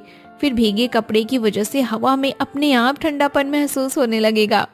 अच्छा, क्या सच में तुम्हारा ये जुगाड़ काम करेगा? ये तो तुम्हें कल खुद ही पता चल जाएगा। चलो कल देखते हैं क्या होता है। इस तरह से शीला ने कपड़ों को पानी में भिगोकर टांग दिया, जिसकी वजह से सच में हवा में थोड़ा बदलाव हो गया। अरे वाह शीला, तुमने तो कमाल कर दिया। क्या हुआ जी, आज की सब्जी कुछ ज्यादा ही स्वादिष्ट बनी है क्या? नहीं नहीं, मैं तो उस गीले कपड़े की बात कर रहा था। रात को सच में पूरे छत पर ठंडक थी, लेकिन एक बात है, छत पर मच्छर भी नहीं जाते। पर दिन में मच्छर काटते, लेकिन इसका जुगाड़ तो धुएं के अलावा कुछ भी नहीं हो सकता। देखती हूँ, सोचने पर कुछ ना कुछ जुगाड़ तो इसका भी मिल जाएगा। चूहे से डरने वाले बच्चे, क्या कर रहे हो? क्या है, तू मुझे ऐसे क्यों कहती है? क्यों, तुझे बुरा लगता है मेरे ऐसे कहने पर? हाँ लगता है, तभी तो बोल रहा हूँ। अच्छा चल ठीक है, आगे से नहीं बोलूंगी, माफ कर दे मुझे। अच्छा सुन, वो मेरी मम्मी ना छत पर अब एक बड़ा सा कपड़ा भिगो कर डालती है, तो जिसकी वजह से हमारी छत ना ठंडी ठंडी हवा से भर जाती है। वहाँ पे बहुत ठंडी ठंडी हवा चलती है। तुम्हारी छत पर भी रात में गीला कपड़ा डालते हैं क्या? नहीं, हमारे छत पर तो ऐसा कुछ नहीं होता। हमारे यहाँ तो होता है, इसलिए हम कूलर जैसी हवा का मजा ले पाते हैं। कुछ देर बाद पिंकी वहाँ से चली जाती है और घर जाकर अपनी मम्मी को पिंटू वाली बात बता देती है। इसी के चलते पड़ोसियों ने भी कपड़े वाला तरीका अपना लिया। एक दिन शीला चूल्हे पर खाना बनाते हुए मिट्टी का तेल लकड़ी पर डाल रही थी। तभी थोड़ा तेल उसके हाथ पर गिर जाता है और बदबू करने लगता है। ओहो, ये क्या हो गया? मेरे हाथ पर तो मिट्टी का तेल ही गिर गया। कितनी तेज बदबू कर रहा है ये तेल ना। अब हाथ धोना पड़ेगा, तभी जाकर रोटी बना पाऊंगी। वैसे बदबू एक ऐसी चीज है ना जिससे इंसान परेशान हो जाते हैं। अगर कोई बदबू मच्छरों को भगाने में मदद करे तो जब मैं अपने मायके थी तो सुना था कि नीम के तेल के बदबू से कीड़े मकोड़े दूर रहते हैं। क्या पता नीम के तेल से मच्छर भी भाग जाते हो। एक काम करती हूँ, इनसे कहती हूँ कि हमारे घर में आंवले की जगह नीम का तेल लाया करें, फिर उससे हम बालों में लगा लिया करेंगे। क्या पता उसकी बदबू से मच्छर काटना ही बंद कर दे। हाँ, ये जुगाड़ तो ठीक रहेगा। शीला जरा एक लोटा पानी तो लाना। अरे आज आप खेतों से बड़ी जल्दी आ गए, क्या बात है? अच्छा सुनो ना, मैं कह रही थी कि आप जो आंवले का तेल लाते हो ना, उसकी जगह नीम का तेल लाया करो। मुझे लगता है कि उसे सिर में लगाने पर रात में मच्छर काटना बंद कर देंगे। ओह, तो तुमने एक नया जुगाड़ भी खोज लिया। चलो ठीक है, मैं कल सुबह ले आऊंगा। एक जुगाड़ और मेरे दिमाग में और आया है। मैं सोच रही थी ना, तुलसी के पौधों की महक भी मच्छरों को भगाने में मदद करती है, तो क्यों ना छत पर तुलसी के गमले लगा दिए जाएं? ठीक है, लगा कर देख लो। हमें तो बस अच्छी नींद के मतलब है, और कुछ नहीं चाहिए। अगर इन जुगाड़ों से अच्छी नींद आ जाती है तो फिर इन्हें ही करने से कोई बुराई नहीं है। इस तरह से शीला के जुगाड़ से सच में फायदा मिला और छत पर मच्छरों की दिक्कत भी कम हो गई। अरे बहू, तुझे पता है हमारे पड़ोसी मच्छरों से बचने के लिए नीम का तेल सिर पर लगा रहे हैं और तुलसी का पौधा भी लगा रहे हैं। तो माँ जी, हर बार की तरह ये वाला तरीका भी हम लोग कॉपी कर लेते हैं। क्यों, ठीक कह रही हूँ ना? हाँ बिल्कुल ठीक बोल रही है बहू। इस तरह से पूरा गांव छत पर सोने लगा और शीला के जुगाड़ अपनाकर हर रात की अधूरी नींद पूरी करने लगी। घर के मुख्य द्वार पर बाकी घर वालों के साथ खड़ी शारदा हाथ में आरती की थाली लिए अपनी बहू आरती का घर में स्वागत करती है। लेकिन जैसे ही आरती की नजर घर पर पड़ती है, वो चौंक कर कहती है, हे भगवान, ये क्या, इतना पुराना और टूटा फूटा घर। बहू, ये घर हमारे दादा परदादा के जमाने का है बेटा। जी माँ जी, मुझे देखकर ऐसा ही लगा था। मुझे पता है बेटा, तुझे पुराने घर में रहने की आदत नहीं है ना, इसलिए शायद तू ऐसा कह रही है। ऐसी बात नहीं है माँ जी, लेकिन ये घर कुछ ज्यादा ही पुराना और टूटा फूटा है। हाँ बेटा, घर पुराना तो है। इसकी दीवारें तो ऐसा लग रहा है जैसे अभी गिर जाएंगी।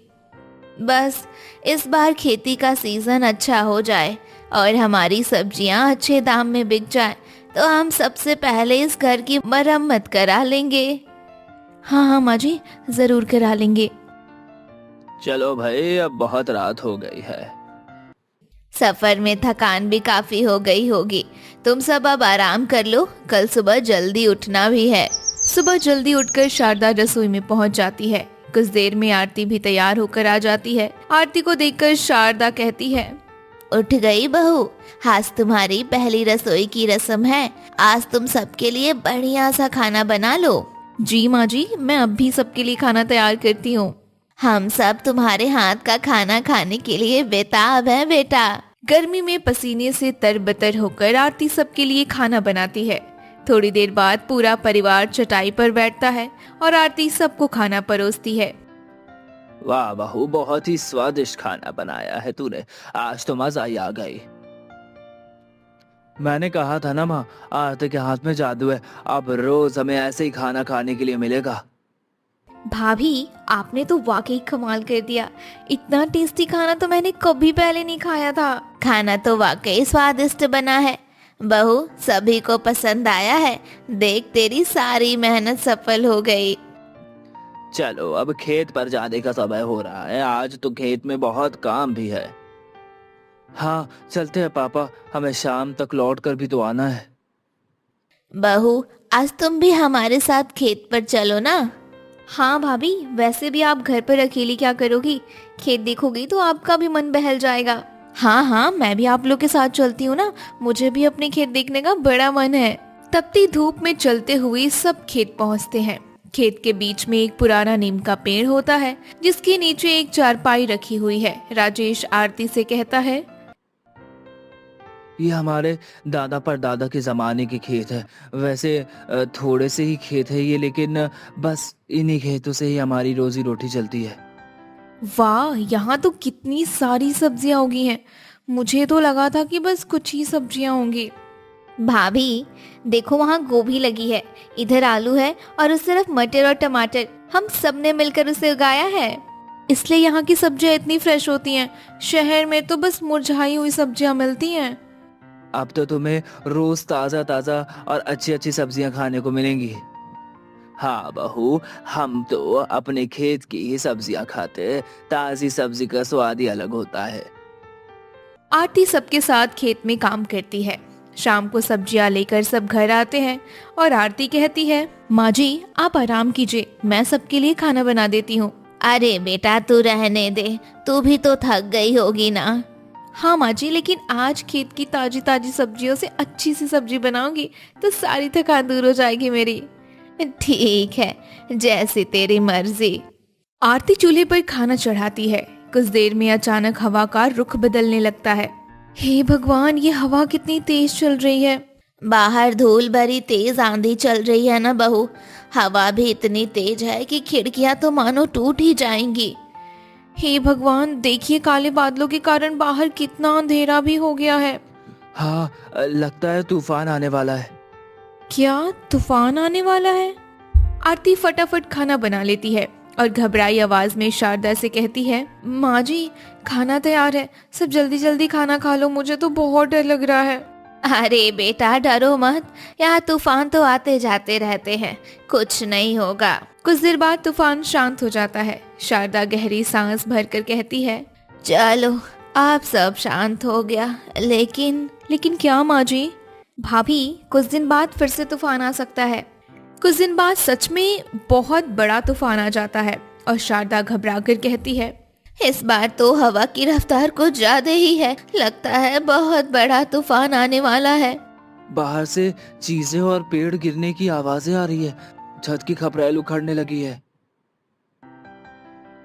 हे भगवान, इतना तेज तूफान, सभी जल्दी से घर के बाहर निकलो, लगता है यह घर संभल नहीं पाएगा अब।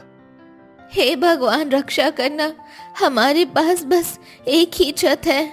इस बार तूफान इतनी जोर का होता है कि कुछ ही देर में उनका घर भरभरा कर गिर जाता है। उसकी जगह मलबे का ढेर बन जाता है। आज तो सब खत्म हो गया, हमारा पूरा घर गिर गया। हे भगवान, हमारा तो घर ही हमारा आसरा था, अब वो भी गिर गया, अब हम कहाँ रहेंगे। माँ रो मत, हम यहाँ ताड़पत्री वगैरह से रहने लायक जुगाड़ कर लेंगे। नहीं रितिका, ताड़पत्री ज्यादा देर तक नहीं टिक पाएगी। हम यहाँ से मलबे के बीच खुले में नहीं रह सकते, यह खतरनाक है। राजेश सही कह रहा है, पर हम जाए कहाँ? गांव में और कोई ठिकाना भी तो नहीं है। पापा, मुझे लगता है कि इससे बेहतर है कि हम अपने खेत ही चलते हैं, कम से कम वहाँ हम सुरक्षित तो रहेंगे। हाँ, अब कोई और चारा भी नहीं है, हमें खेत ही जाना पड़ेगा। क्या खेत में? राजेश जी, वहाँ तो बस एक ही चारपाई है ना, हमारा पूरा परिवार वहाँ कैसे रहेगा? मजबूरी है बेटा, अब खेती हमारा सहारा है। चलो, जो बचा कुचा सामान है वो उठाओ और खेत चलो। सामान लेकर अंधेरे में चलते हुए सब खेत में जाते हैं और नीम के पेड़ के नीचे रखी चारपाई पर बैठने की कोशिश करते हैं। हे भगवान, 5 लोगों को अब इस एक चारपाई पर सोना पड़ेगा। हाँ बेटा, अब यही करना पड़ेगा। अभी तो मेरी नई नई शादी हुई है, मैंने तो कुछ दिन भी अपने घर में सुकून से नहीं रह पाई। बहू क्या सोच रही है? बस कुछ दिन की बात है, सब ठीक हो जाएगा। हाँ माँ जी, मैं कोशिश करती हूँ। हाँ बेटा, तकलीफ होगी लेकिन थोड़ा बर्दाश्त करना पड़ेगा।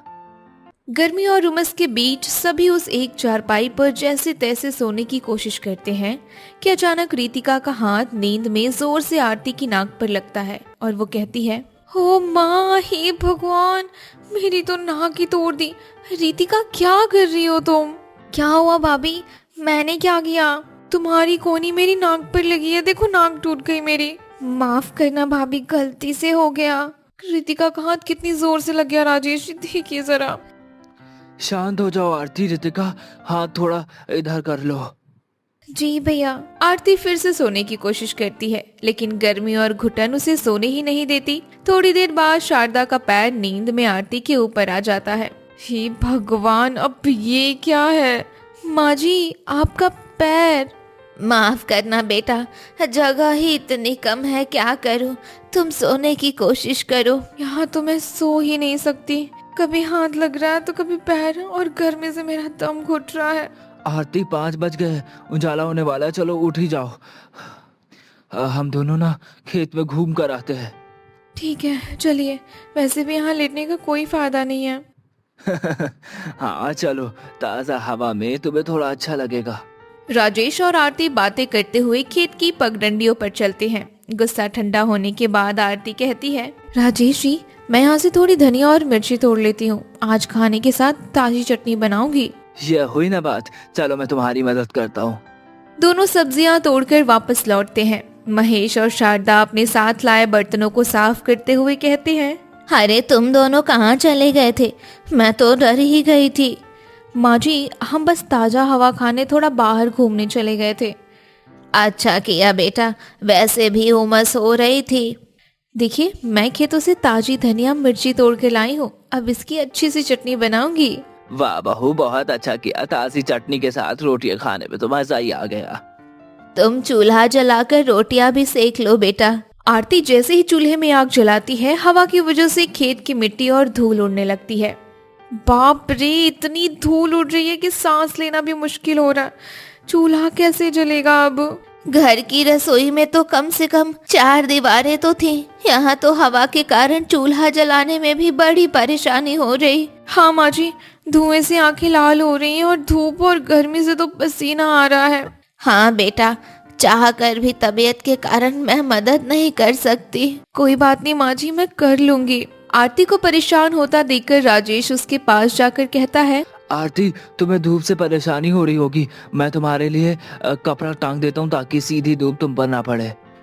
खाना बनता है और सबका खाना होने के बाद आरती के चेहरे पर नींद और थकान साफ दिखने लगती है। बहू, तुम्हें तो बहुत नींद आ रही है बेटा। हाँ माँ जी, नींद और थकान की वजह से मेरा सिर चकरा रहा है, थोड़ी देर आराम करना चाहती हूँ। हाँ बेटा, सो जाओ, अभी चारपाई भी खाली पड़ी है। मैं और राजेश भी जरा खेत पर काम कर लेते हैं। माँ, मैं पेड़ से कच्चे आम तोड़ कर लाती हूँ, दोपहर में आम पन्ना बनाएंगे। आरती चारपाई पर लेट जाती है। उसकी आंख लगने ही वाली होती है कि शारदा की सहेली विनीता आ जाती है। अरे शारदा, मैंने सुना तुम्हारा पूरा घर गिर गया और तुम लोग यहाँ खेत में रह रहे हो। हाँ विनीता, अब बस क्या बताओ, कुदरत का कहर टूट पड़ा हम पर। बड़ी मुसीबत है, ला मुझे भी थोड़ी जगह दे, बड़ी दूर से चलकर आई हूँ, कमर टूट गई है मेरी। हे भगवान, एक ही तो चारपाई है, उस पर भी आकर बैठ गई, अब मैं कहाँ सोऊं? बहू, जा जरा चाची के लिए पानी लेकर आ तो। आरती पानी लेकर आती है और विनीता को देती है। काफी देर तक दोनों की बातें चलती हैं और आरती बैठी रहती है। रात को सोते समय, माँ जी, मैं यहाँ नीचे चटाई बिछाकर सो जाती हूँ। चारपाई पर इतने लोगों के बीच सोने में मुझे बहुत दिक्कत होती है। नहीं बहू, जमीन बहुत गीली है। और यहाँ कीड़े मकोड़ों का भी डर है, तो नीचे मत सो बेटा। कुछ नहीं होगा, मैं सो जाऊंगी। मुझे बस खुली जगह चाहिए वरना मेरा दम घुट जाएगा। अच्छा ठीक है, जैसी मर्जी। आरती चादर बिछाती है और जमीन पर ही सो जाती है। कुछ देर बाद आरती को अपनी गर्दन पर कुछ रेंगता हुआ महसूस होता है और वो चीखती है, हे माँ, ये क्या है?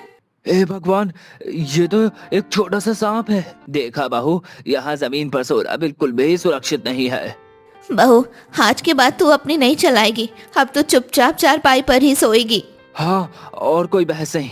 आज जी, मैं चारपाई पर ही सो जाती हूँ। अगली सुबह आरती की कमर अकड़ जाती है और उसे अपनी किस्मत पर रोना आता है। हे भगवान, चारपाई पर सोना तो बड़ा कठिन है। ना ढंग से नींद आती है और ना आराम मिलता है। बहू, अब तो जल्दी से खाना बना ले, खेत में काम बहुत है। धुएं और गर्मी के बीच आरती फिर से चूल्हा फूंकने लगती है। राजेश भी वहीं बैठ जाता है। तभी रीतिका वहां आ जाती है। भाभी, खाना बन गया क्या? बड़ी भूख लगी है। एक तो मैं परेशान हो रही हूँ, ऊपर से इसको बस खाने की पड़ी है। बस थोड़ी देर में बन जाएगा रीतिका। ठीक है भाभी। राजेश जी, मुझे आपसे कुछ बात करनी है। कहो, क्या बात करनी है? क्या बात हो गई? राजेश जी, कब तक हम यूं चारपाई पर सोते रहेंगे? आरती, मुझे पता है तुम तकलीफ में हो। हम सब भी तो परेशान हैं। अब और बर्दाश्त नहीं होता मुझसे। गर्मी, धूल, कीड़े और ऊपर से ये एक ही चारपाई। लेकिन भगवान से प्रार्थना करने के अलावा और कर ही क्या सकते हैं? इतनी गर्मी में सब्जी के खेत में एक ही चारपाई पर सोने वाला ससुराल तो मैंने पहली बार देखा है राजेश जी। वो तो है, लेकिन हिम्मत रखो आरती, वक्त हमेशा एक जैसा नहीं रहता है। राजेश आरती को तसल्ली देकर शांत करता है। शाम को ताजा पानी लाने के लिए आरती कुएं की ओर चली जाती है, जहां गांव की और भी औरतें खड़ी हैं। बहू, तूफान में तुम्हारा घर टूट गया, सुनकर बहुत दुख हुआ। सुना है इतनी गर्मी में सब्जी के खेत में एक ही चारपाई पर पूरा ससुराल सो रहा है। हाँ चाची, मैं तो बहुत परेशान हो गई हूँ, लेकिन अब क्या कर सकते हैं। हम गरीबों की तो किस्मत ही ऐसी है, दिन रात एक करके सब्जियां उगाते हैं, फिर भी साहूकार इतने कम दाम पर लेता है। क्या? क्यों चाची? क्या हम इन्हें और कहीं नहीं बेच सकते? कैसे बेचेंगे बेटा? ना तो हम शहर में किसी को जानते हैं और ना कोई हमें जानता है। बस इसी बात का तो साहूकार फायदा उठाता है। लेकिन कोई तो ऐसा तरीका निकालना पड़ेगा ना कि हमारी सब्जियां सीधे शहर में बिके और हमें सही दाम मिले। तुम पढ़ी लिखी हो बेटा, तुम ही कोई रास्ता निकालो। आरती पानी भरकर वापस लौटती है। चारपाई पर बैठी एक लड़की को देखते ही उसके चेहरे पर चमक आ जाती है। मानसी, तुम यहाँ? आरती, कैसी है तू? मुझे आज पता चला यार तेरे घर के बारे में। बहू, मानसी कब से तेरा इंतजार कर रही है, जा इसके लिए कुछ लेकर आ। मानसी तो बैठ, मैं तेरे लिए अभी आम का पन्ना बना कर लाती हूँ। भाभी, आप अपनी सहेली से बातें करो, इन्हें खेत दिखाओ, मैं आम का पन्ना बना कर लाती हूँ। चल मानसी, मैं तुझे अपनी खेत दिखाती हूँ। वाह आरती, ये तो कितनी ताजी सब्जियां हैं। क्या तुम लोग इसमें केमिकल डालते हो? कुछ नहीं मानसी, हम तो बिल्कुल ऑर्गेनिक तरीके से उगाते हैं। देखिए गोभी, कितनी अच्छी खुशबू है ना इसकी। रीतिका आम का पन्ना लेकर आती है। मानसी एक घूंट पीती है और खुश हो जाती है। वाह यार, ये तो बहुत फ्रेश और टेस्टी है। आरती, पता है शहर में ऑर्गेनिक सब्जियों की बहुत मांग है, लोग इसके लिए मुंह मांगा दाम देते हैं। क्या फायदा मानसी, यहाँ तो साहूकार कौड़ियों के भाव लेता है। तो चिंता मत कर, मैं शहर में कुछ स्टोर्स को जानती हूँ। मैं तेरी इन सब्जियों को कुछ सैंपल लेकर जाऊंगी, उन्हें जरूर पसंद आएगा। मानसी सब्जियों के सैंपल लेकर चली जाती है। आरती के मन में एक नई उम्मीद जगती है। लेकिन अगले ही दिन साहूकार खेत में आ धमकता है और कहता है, कहाँ है महेश जी? सुनो, ये तुम्हारा घर टूट गया है। आइए साहूकार जी, क्या करे, हम पर कुदरत की मार पड़ी है। ठीक है, जो होना था वो तो हो गया। देख रहा हूँ कि तुम्हारी सब्जियां एकदम तैयार हो गई हैं। जी सेठ जी, तैयार तो हो गई है। तो फिर कल ही अपने आदमियों को मैं भिजवाता हूँ लेने के लिए। साहूकार जी, सब्जियां तो तैयार हो गई हैं, पर इस बार जरा रहम करना। हाँ सेठ जी, हमारा घर गिर गया, सिर छिपाने की जगह नहीं है, इस बार थोड़े ज्यादा पैसे दे देना। देखो, पैसे तो मैं उतने ही दे पाऊंगा जितना हमेशा देता हूँ। हम पर रहम कीजिए सेठ जी। देखो, ज्यादा नखरे करोगे तो सब्जियां खेत में ही सड़ जाएंगी। मेरे सिवा गांव में कोई और नहीं खरीदेगा। साहूकार जी, आप ये सब्जियां शहर ले जाकर 5 गुने दाम में महंगे बेचते हैं, फिर हमें इतना कम क्यों देते हैं? ए बहू, तू बीच में मत बोल। क्यों ना बोलूं, हम सही दाम ही तो मांग रहे हैं बस। तुझे क्या पता व्यापार क्या होता है? गाड़ी मजदूर लगाकर सब्जियों को शहर लेकर जाना पड़ता है, उसमें पैसा नहीं लगता क्या? लेकिन ठीक है साहूकार जी, कल कल भेज देना आदमियों को, हम सब्जियां तैयार रखेंगे।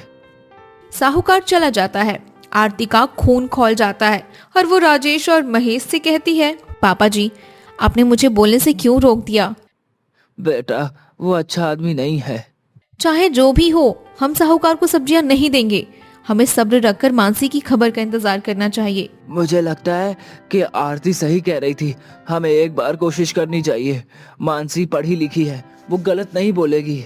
लेकिन बेटा, मुझे तो अभी भी साहूकार का डर सता रहा है, कहीं हम मुसीबत में ना पड़ जाएं। आप घबराइए मत माँ जी, हम किसी मुसीबत में नहीं फंसेंगे। अगली सुबह पूरा परिवार खुशी खुशी सब्जियां तोड़ने में जुट जाता है। तभी साहूकार के आदमी वहां पहुंच जाते हैं और आरती निडरता से कहती है, जाके अपने मालिक से कह दो, आज हम सब्जियां नहीं बेच रहे, हमें शहर में ग्राहक मिल गया है। साहूकार के आदमी चले जाते हैं। थोड़ी देर बाद मानसी लोडिंग गाड़ी और 2 व्यापारियों के साथ खेत में दाखिल होती है। देखो मानसी, आ गई, सब्जियां लेकर बोरियों में भर दीजिए। क्या हो रहा है यहाँ? तुम्हारी इतनी हिम्मत की किसी और को माल बेच दिया? हाँ बेच दिया, जो करना है कर लीजिए। बहुत पछताओगे तुम लोग। शहर वाला एक ही दिन खरीदेगा, फिर तुम मेरे पास ही आओगे। मैं एक भी सब्जी नहीं खरीदूंगा। साहूकार जी, अब आपकी जरूरत कभी नहीं पड़ेगी। मैं खुद इनकी सब्जियों को सीधी डील शहर से बड़े स्टोर से करवाऊंगी। हाँ साहूकार जी, अब हम बेवकूफ नहीं बनेंगे। अब हमारा पसीना हमारे काम आएगा, आपकी तिजोरी भरने के नहीं। महेश आरती से कहता है, आरती बेटा, तू तो साक्षात लक्ष्मी बनकर आई है। आज तक हमने एक साथ इतने पैसे कभी नहीं देखे। बहू, मुझे माफ कर देना, मैं तो डर गई थी, पर तूने तो सबका ही नसीब बदल दिया। भाभी, अब तो हम पक्का घर बनाएंगे और मेरे लिए एक अलग कमरा भी। हाँ रितिका, सबका अपना कमरा होगा और हम अब उस चारपाई को अपने आंगन में शान से रखेंगे, ताकि हमें याद रहे कि हमने कैसे संघर्ष किया था। कुछ ही महीनों में खेत के पास एक पक्का मकान खड़ा हो जाता है। अब गर्मी की दोपहर में कूलर की हवा चलती है और पूरा परिवार खेत की ताजी सब्जियां खाता है। ये तो सही बात है। ये हम सबकी मेहनत का नतीजा है माँ जी और पापा जी। हमने दिखा दिया कि अगर परिवार साथ हो और सोच सही हो तो घर में सारी मुश्किलें खत्म हो सकती है, हर मुश्किल का रास्ता निकल सकता है। हाँ राजेश जी, हम तो वो दिन हमेशा याद रखेंगे जो हम सबने गर्मी में सब्जी के खेत में एक ही चारपाई पर बिताए थे। हाँ, जिसकी वजह से हमें मेहनत करने की प्रेरणा मिली और परिवार की कीमत भी पता चली। एक बहू और 1000 नखरे। सुबह के 8 बज रहे हैं। गोकुल निवास की रसोई में मीना पसीने से तरबतर होकर नाश्ता बना रही है, जबकि डाइनिंग टेबल पर सरोज देवी अपनी आंखों पर चश्मा चढ़ाए बहू के आने का इंतजार कर रही है और कहती है, मीना, आज फिर 8 बज गए। वो महारानी अभी तक सोकर नहीं उठी क्या? सूरज सिर पर आ गया है और हमारी नई बहू के नखरे खत्म ही नहीं हो रहे। माँ जी, मैंने 3 बार दरवाजा खटखटाया, पर अंदर से जवाब आया कि अभी ब्यूटी स्लीप चल रही है। अब आप ही बताइए, मैं क्या करूं? मैं तो तंग आ गई हूँ इसके रोज रोज के ब्यूटी स्लीप से। पता नहीं आज के जेनरेशन के बच्चों को ये क्या लत लगती जा रही है। तभी सीढ़ियों से तानिया उतरती है। उसके हाथ में आईफोन है और चेहरे पर महंगा फेस मास्क। उसने रेशमी नाइट सूट पहना है, जिसे देखकर सरोज देवी का पारा चढ़ जाता है। तानिया सबसे एक ही बोलती है, गुड मॉर्निंग एवरीवन। वैसे मॉर्निंग तो गुड नहीं है, क्योंकि रात को एयर प्यूरिफायर ने काम करना बंद कर दिया था। मेरी स्किन कितनी डल लग रही है ना? बहू, यहाँ स्किन नहीं, रसोई की इज्जत डल हो रही है। इस घर की रस्म है कि बहू सूरज उगने से पहले उठती है और रसोई संभालती है। तुम यहाँ फेस मास्क लगाकर घूम रही हो, ये क्या तरीका है? तानिया ने बड़े नखरे से कुर्सी खींची और उस पर बैठ गई। उसने मेज पर रखी पराठों की थाली को ऐसे देखा जैसे वो कोई कचरा हो। रमेश जी ने अखबार के पीछे से नजरें घुमाई। फिर तानिया नखरे भरे अंदाज में कहती है, ओह माय गॉड, ये तेल से लथपथ पराठे। मम्मी जी, क्या आप मेरा कोलेस्ट्रॉल बढ़ाने की साजिश कर रही हैं? मुझे तो एवोकाडो टोस्ट और ओट्स मिल्क चाहिए। इतना ऑयली नाश्ता मैं नहीं कर सकती, मेरी तबीयत खराब हो जाएगी। बेटा, हमारे घर में तो पीढ़ियों से यही नाश्ता बन रहा है। और ये ओट्स मिल्क क्या होता है? दूध तो गाय देती है, ये ओट्स कहां से दूध देने लगे? आर्यन चुपचाप अपनी प्लेट में नजरें गड़ाए बैठा था। उसे पता था कि अगर उसने मुंह खोला तो आग और भड़क जाएगी। पर सरोज देवी ने उसे बीच में घसीट ही लिया और आर्यन से कहती है, आर्यन, देख रहा है अपनी बीवी के नखरे। कल इसे मोगरे की महक से एलर्जी थी, परसों इसे मंदिर की घंटी से सिर दर्द था, और आज इसे हमारे खाने से दिक्कत है। आखिर ऐसे कैसे चलेगा बेटा? मैं तो इसके रोज रोज के नखरे से पागल हो जाऊंगी। थोड़ा समझा इसको। माँ, वो तानिया को थोड़ा वक्त लगेगा एडजस्ट होने में। तानिया प्लीज आज खा लो ना, भाभी ने बड़ी मेहनत से बनाया है। देखो, अगर तुम्हें तबीयत खराब होने का डर है तो थोड़ा कम ही खाना। आर्यन की बातें सुनकर तानिया ने अपनी उंगली की टिप से पराठे को छुआ और फिर नाक सिकोड़ ली। उसने अपने फोन में कुछ टाइप किया और फिर जोर से आह भरी, जैसे उस पर कोई पहाड़ टूट पड़ा हो। फिर कहने लगी, मेहनत तो जिम में भी होती है आर्यन, पर उसका मतलब ये तो नहीं कि मैं कुछ भी अनहेल्दी खा लूं। मम्मी जी, मेरे लिए अलग से हिमालयन पिंक सॉल्ट मंगवा दीजिए। मुझे नॉर्मल नमक से ब्लोटिंग होती है, मैं इसे नहीं खा सकती। भाभी, नमक तो नमक होता है, अब हिमालय से मंगवाओ या समुद्र से। यहाँ 100 काम पड़े हैं और आपको नमक के रंग की चिंता है। क्या बच्चों जैसे नखरे कर रही हैं? जो भी है खा लीजिए, आखिर घर के और सभी लोग तो खा ही रहे हैं ना। तानिया ने मीना की तरफ एक तिरछी नजर डाली। उसे पता था कि मीना को जलन हो रही है, क्योंकि तानिया को काम नहीं करना पड़ रहा। दादी ने अपनी लाठी जमीन पर पटकी और हंसने लगी। अरे सरोज, ये तो अभी ट्रेलर है। इस बहू के पास 1000 नखरे हैं और हर नखरे की एक नई कहानी। आज नमक गुलाबी चाहिए तो कल पानी भी नीले रंग का मांगेगी। और ढूंढो रंग बिरंगी बहू। हंसी मत माँ जी। बहू, आज दोपहर को पूजा है और तुम्हें साड़ी पहनकर बैठना होगा।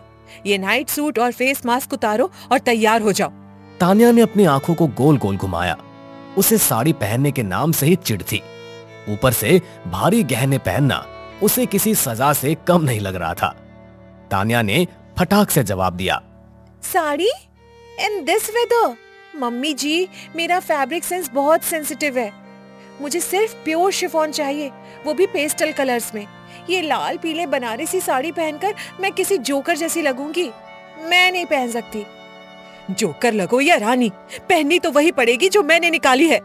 और याद रखना, अगर पूजा में तुम्हारे नखरे शुरू हुए तो मुझसे बुरा कोई नहीं होगा। बहुत हो गई तुम्हारी नौटंकी। तानिया उठी और अपने कमरे की तरफ चल दी, पर जाते जाते उसने एक और बम फोड़ दिया। उसने मेज पर रखे पानी के गिलास को देखा और फिर उसे छोड़ दिया और पानी पर तंज कसते हुए बोली, वैसे मम्मी जी, क्या इस घर का पानी कॉपर चार्ज्ड है? अगर नहीं है तो मेरा डाइजेशन खराब हो सकता है। आर्यन, मेरे लिए मटके का नहीं, एल्कलाइन वाटर मंगा दो। आज से मैं वही पीऊंगी। तानिया, अब क्या पानी भी विदेश से मंगाऊं? चुपचाप जो मिल रहा है पी लो, वरना माँ मुझे घर से निकाल देगी। सरोज देवी ने अपना सिर पकड़ लिया। उन्हें समझ नहीं आ रहा था कि वो इस नखरेबाज बहू को कैसे सुधारे। उधर रसोई में मीना बुदबुदा रही थी और तानिया अपने कमरे में जाकर अपनी सहेली को कॉल लगाने लगी और कॉल पर बात करते हुए कहती है, यार नेहा, ये घर है या कोई म्यूजियम? यहाँ तो लोग सांस भी पुराने जमाने के हिसाब से लेते हैं। मम्मी जी तो हिटलर की नानी है, हर चीज में डिसिप्लिन। मैं क्या करूं? मुझे कुछ समझ नहीं आ रहा। सुन रही हूँ मैं, जुबान बहुत चलती है तुम्हारी। काश कि तुम्हारा हाथ भी काम में इतना ही चलता। जल्दी तैयार होकर नीचे आओ। तानिया ने फोन रखा और आईने में खुद को देखा। उसने ठान लिया था कि वो सरोज देवी के अनुशासन को अपने नखरों से मात देकर रहेगी। गोकुल निवास की शांति अब पूरी तरह से खत्म हो चुकी थी। तानिया खुद से कहती है, देखते हैं मम्मी जी, आपकी जिद जीतती है या मेरे नखरे। आज की पूजा तो यादगार बनकर ही रहेगी। आप भी क्या याद रखेंगी कि कैसी बहू से पाला पड़ा है। दोपहर के 12 बज चुके थे। पंडित जी आ गए थे और पूरा घर अगरबत्ती की खुशबू से महक रहा था। सरोज देवी ने सबको नीचे बुलाया, पर तान्या का कहीं पता ही नहीं था। आर्यन, अपनी बीवी को लेकर आ, पंडित जी मुहूर्त निकाल रहे हैं। अगर वो अब भी तैयार नहीं हुई है तो मैं खुद ऊपर जाकर उसे खींच के लाऊंगी। जल्दी जा। माँ, वो आ रही है, बस थोड़ा टचअप कर रही है। उसने कहा कि लाइटिंग के हिसाब से उसका मेकअप मैच नहीं कर रहा। तभी तान्या नीचे उतरी, पर उसे देखकर सबकी आंखें फटी की फटी रह गई। उसने साड़ी तो पहनी थी, पर उसके साथ उसने सनग्लासेस लगा रखे थे और हाथ में एक छोटा सा बिजली वाला पंखा ले रखा था। अरे, ये जजमान की पत्नी है या किसी फिल्म की शूटिंग से आई हीरोइन? अरे चश्मा उतारिए बहू, भगवान को तो कम से कम सीधा देखिए। सॉरी पंडित जी, ये यूवी रेज बहुत तेज है और मुझे माइग्रेन हो सकता है। और मम्मी जी, इस पंखे के बिना मैं 1 सेकंड नहीं बैठ सकती, मुझे गर्मी से एलर्जी है। सरोज देवी का चेहरा गुस्से से काला पड़ गया। उन्हें लगा कि उनके खानदान की नाक कट रही है। रमेश जी ने अपनी हंसी रोकने के लिए अखबार से अपना मुंह पूरी तरह ढक लिया। तान्या, ये तमाशा बंद करो और चुपचाप यहाँ बैठो। ये पंखा और चश्मा अभी इसी वक्त हटाओ, वरना मैं भूल जाऊंगी कि तुम इस घर की बहू हो। बहुत हो गया तुम्हारा नाटक। मम्मी जी, रूल्स तो रूल्स होते हैं, पर हेल्थ इज वेल्थ। अगर मैं बेहोश हो गई तो पूजा अधूरी रह जाएगी। फिर मत कहिएगा कि मैंने नखरे किए। मैं कह रही हूँ, जब मुझे दिक्कत है तो आप क्यों नहीं समझ रही हैं? दादी ने ताली बजाई और खिलखिलाकर हंसने लगी। गोकुल निवास में आज परंपरा और नखरों के बीच एक ऐसा दंगल शुरू हुआ था जिसका अंत किसी को पता नहीं था। फिर दादी कहती है, वाह रे मेरी बहू, 1000 नखरे और एक अकेली सास। सरोज, आज तो तू हार गई। इस लड़के ने तो भगवान के सामने भी अपनी शर्त रख दी। अब आगे क्या होगा, अब भगवान ही जाने। थैंक यू दादी, कम से कम आप तो मुझे समझती हैं। अब पंडित जी, मंत्र शुरू कीजिए, पर थोड़ा फास्ट। मुझे 3 बजे अपना स्किन रूटीन फॉलो करना है। अपने हेल्थ से मैं किसी भी तरह से कोई भी कॉम्प्रोमाइज नहीं कर सकती। सरोज देवी ने हाथ जोड़कर भगवान की तरफ देखा, जैसे वो पूछ रही हो कि उन्हें पिछले जन्म के किस पाप की सजा मिली है। तान्या ने बड़े नखरे से चश्मा थोड़ा नीचे किया और मुस्कुराकर अपनी सास की तरफ देखा।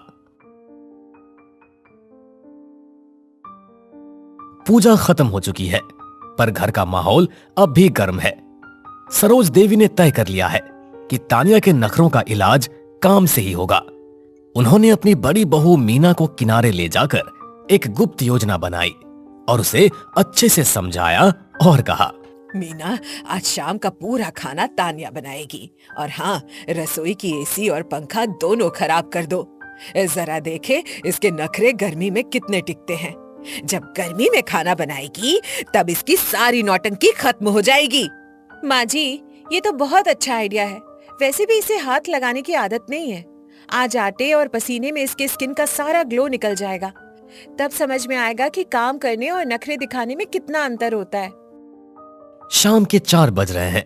तान्या अपने कमरे में नेटफ्लिक्स देख रही है। तभी सरोज देवी ने दरवाजा जोर से खटखटाया।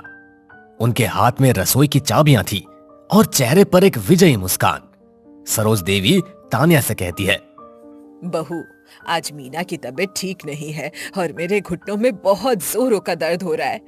आज रात का खाना तुम्हारे हाथ का होगा। और सुनो, बाहर से ऑर्डर करने का सोचना भी मत, क्योंकि हमें बाहर का खाना खाने की आदत नहीं है। ओह गॉड, कुकिंग!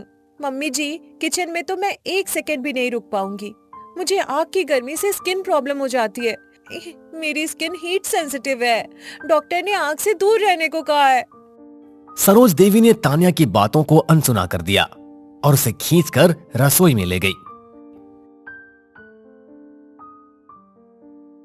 रसोई में घुसते ही तान्या ने अपनी नाक पर रुमाल रख लिया, क्योंकि वहां उमस बहुत ज्यादा थी। वो खुद को बहुत ज्यादा असहज महसूस कर रही थी। What? यहाँ पंखा क्यों नहीं चल रहा? और ये लाइट इतनी डिम क्यों है? आर्यन, जल्दी आओ। यहाँ सरवाइव करना मेरे बस की बात नहीं है। आर्यन अभी बाजार गया है, पंखा खराब है और मैकेनिक कल आएगा। अब चुपचाप ये सब्जियां काटो और चूल्हा जलाओ, वरना रात को सबको भूखा सोना पड़ेगा।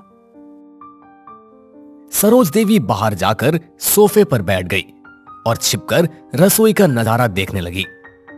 तान्या ने बड़े नखरे से अपने रेशमी दुपट्टे को कमर में बांधा और चाकू उठाया जैसे वो कोई तलवार हो। ये चाकू कितना बेकार है, और ये प्याज, छी, इसकी स्मेल मेरी नाक में घुस जाएगी। मम्मी जी, क्या हमारे पास टीयर्स फ्री प्याज नहीं है? भाभी, प्याज तो रुलाने के लिए ही होते हैं, जल्दी कीजिए वरना ससुर जी के आने का वक्त हो जाएगा और उन्हें देर से खाना पसंद नहीं है। अब नखरेबाजी बंद कीजिए। आधे घंटे बाद तान्या का बुरा हाल था। उसका फेस मास्क पसीने से बहकर उसकी गर्दन तक आ गया था। उसने गुस्से में चूल्हा जलाया, पर लाइटर काम नहीं कर रहा था क्योंकि उसे मीना ने गीला कर दिया था। तान्या परेशान होकर कहती है, हे भगवान, ये लाइटर भी डेड है। क्या इस घर में कुछ भी स्मार्ट नहीं है? मम्मी जी, मुझे माचिस से डर लगता है, इससे विस्फोट हो सकता है। मैं आग कैसे जलाऊं? कोई दिक्कत नहीं है बहू, डरो मत, माचिस जलाओ और रोटियां तवे पर डालो। और हाँ, याद रखना, रोटियां गोल होनी चाहिए, नक्शा नहीं बनाना है। तान्या ने जैसे तैसे आग जलाई और आटा गूंथना शुरू किया। उसने आटे के परत में अपनी उंगलियां डाली और उसे लगा जैसे वो किसी कीचड़ में फंस गई हो। उसके लंबे नाखून आटे से भर गए। तान्या झुंझला कर कहती है, आर्यन, देखो मेरा मैनिक्योर बर्बाद हो गया। मम्मी जी, ये आटा बहुत चिपचिपा है, क्या हम रेडीमेड रोटियां नहीं मंगवा सकते? तान्या, क्या हुआ? रसोई में इतना धुआं क्यों है? माँ, आपने इसे अकेले यहाँ क्यों छोड़ दिया? ये चाय भी नहीं बना पाती, फिर ये खाना कैसे बनाएगी? आर्यन को देखते ही तान्या ने रोने का नाटक शुरू कर दिया। उसने अपने आटे वाले हाथ आर्यन के सफेद शर्ट पर लगा दिए और उसके गले लग गई। सरोज देवी ये देखकर अपनी जगह से खड़ी हो गई। आर्यन, देखो मम्मी जी मुझसे लेबर वर्क करवा रही है, यहाँ पंखा भी नहीं है और ये प्यास मुझे टॉर्चर कर रही है। मेरी आईलैशेस झड़ने लगी है गर्मी से। Labour work? खाना बनाना कर्तव्य होता है बहू। और आर्यन, तू चुप रह, आज इसे खाना बनाना ही होगा। ये इसके नखरों का डिटॉक्स है, तू बीच में मत पड़। तान्या ने अचानक एक गहरी सांस ली और अपनी आंखें पोंछी। उसके दिमाग में एक नया नखरा आया। उसने गैस बंद की और बड़े स्टाइल से अपनी गीली जुल्फें पोंछ ली और कहती है, ओके मम्मी जी, अगर आप चाहती है कि मैं कुक करूं तो मैं करूंगी, पर मेरा एक प्रोफेशनल कॉन्ट्रैक्ट है। मुझे किचन में ब्लूटूथ स्पीकर्स और एर्गोनॉमिक चेयर चाहिए, वरना मेरा पोस्चर खराब हो जाएगा। अरे भाई, ये रसोई है या जिम? बहू जो है उसी में बना लो, हम सबको भूख लगी है, अब और कितना इंतजार करवाओगी? पापा जी, बिना म्यूजिक के मेरे पॉजिटिव एनर्जी खाने में नहीं जाएगी, और अगर खाना नेगेटिव बना तो आप सबको फूड पॉइजनिंग हो सकती है। चॉइस आपकी है, जैसा कहें।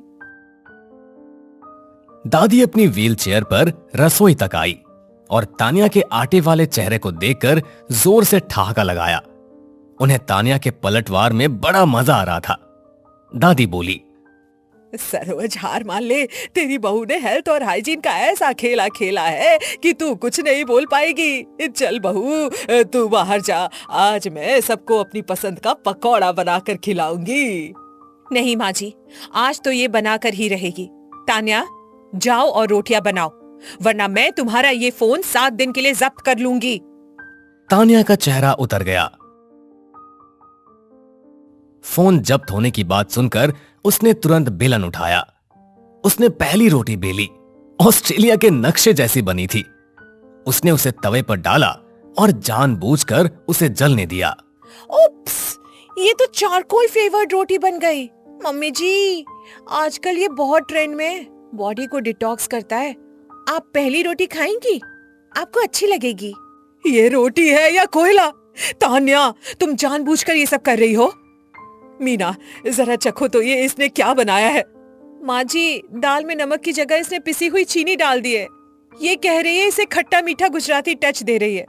पूरा घर तान्या के इस कुकिंग एक्सपेरिमेंट से दहल गया। सरोज देवी समझ गई कि तानिया को काम सिखाना यानी अपने ही पैरों पर कुल्हाड़ी मारना है। तानिया ने बड़े नखरे से अपना हाथ धोया और लोशन लगाने लगी। सॉरी मम्मी जी, मेरी क्रिएटिविटी शायद आप लोगों के टेस्ट से मैच नहीं करती।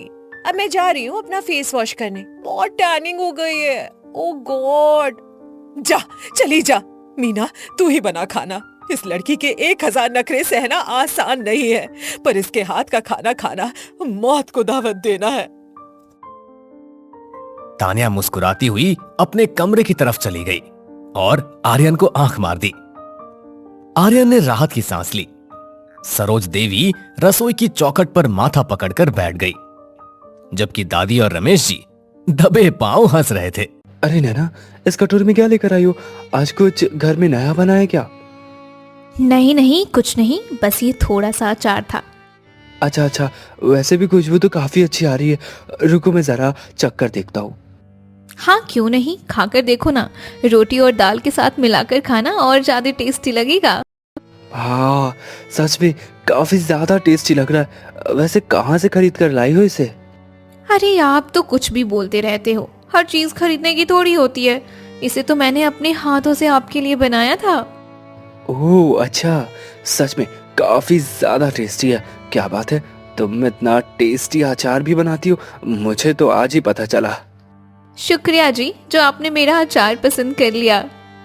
अच्छा सुनो नैना, मैं कह रहा था कि कल मेरा दोस्त नीलेश आने वाला है, तो उसके लिए खाने पीने का इंतजाम पहले से कर लेना।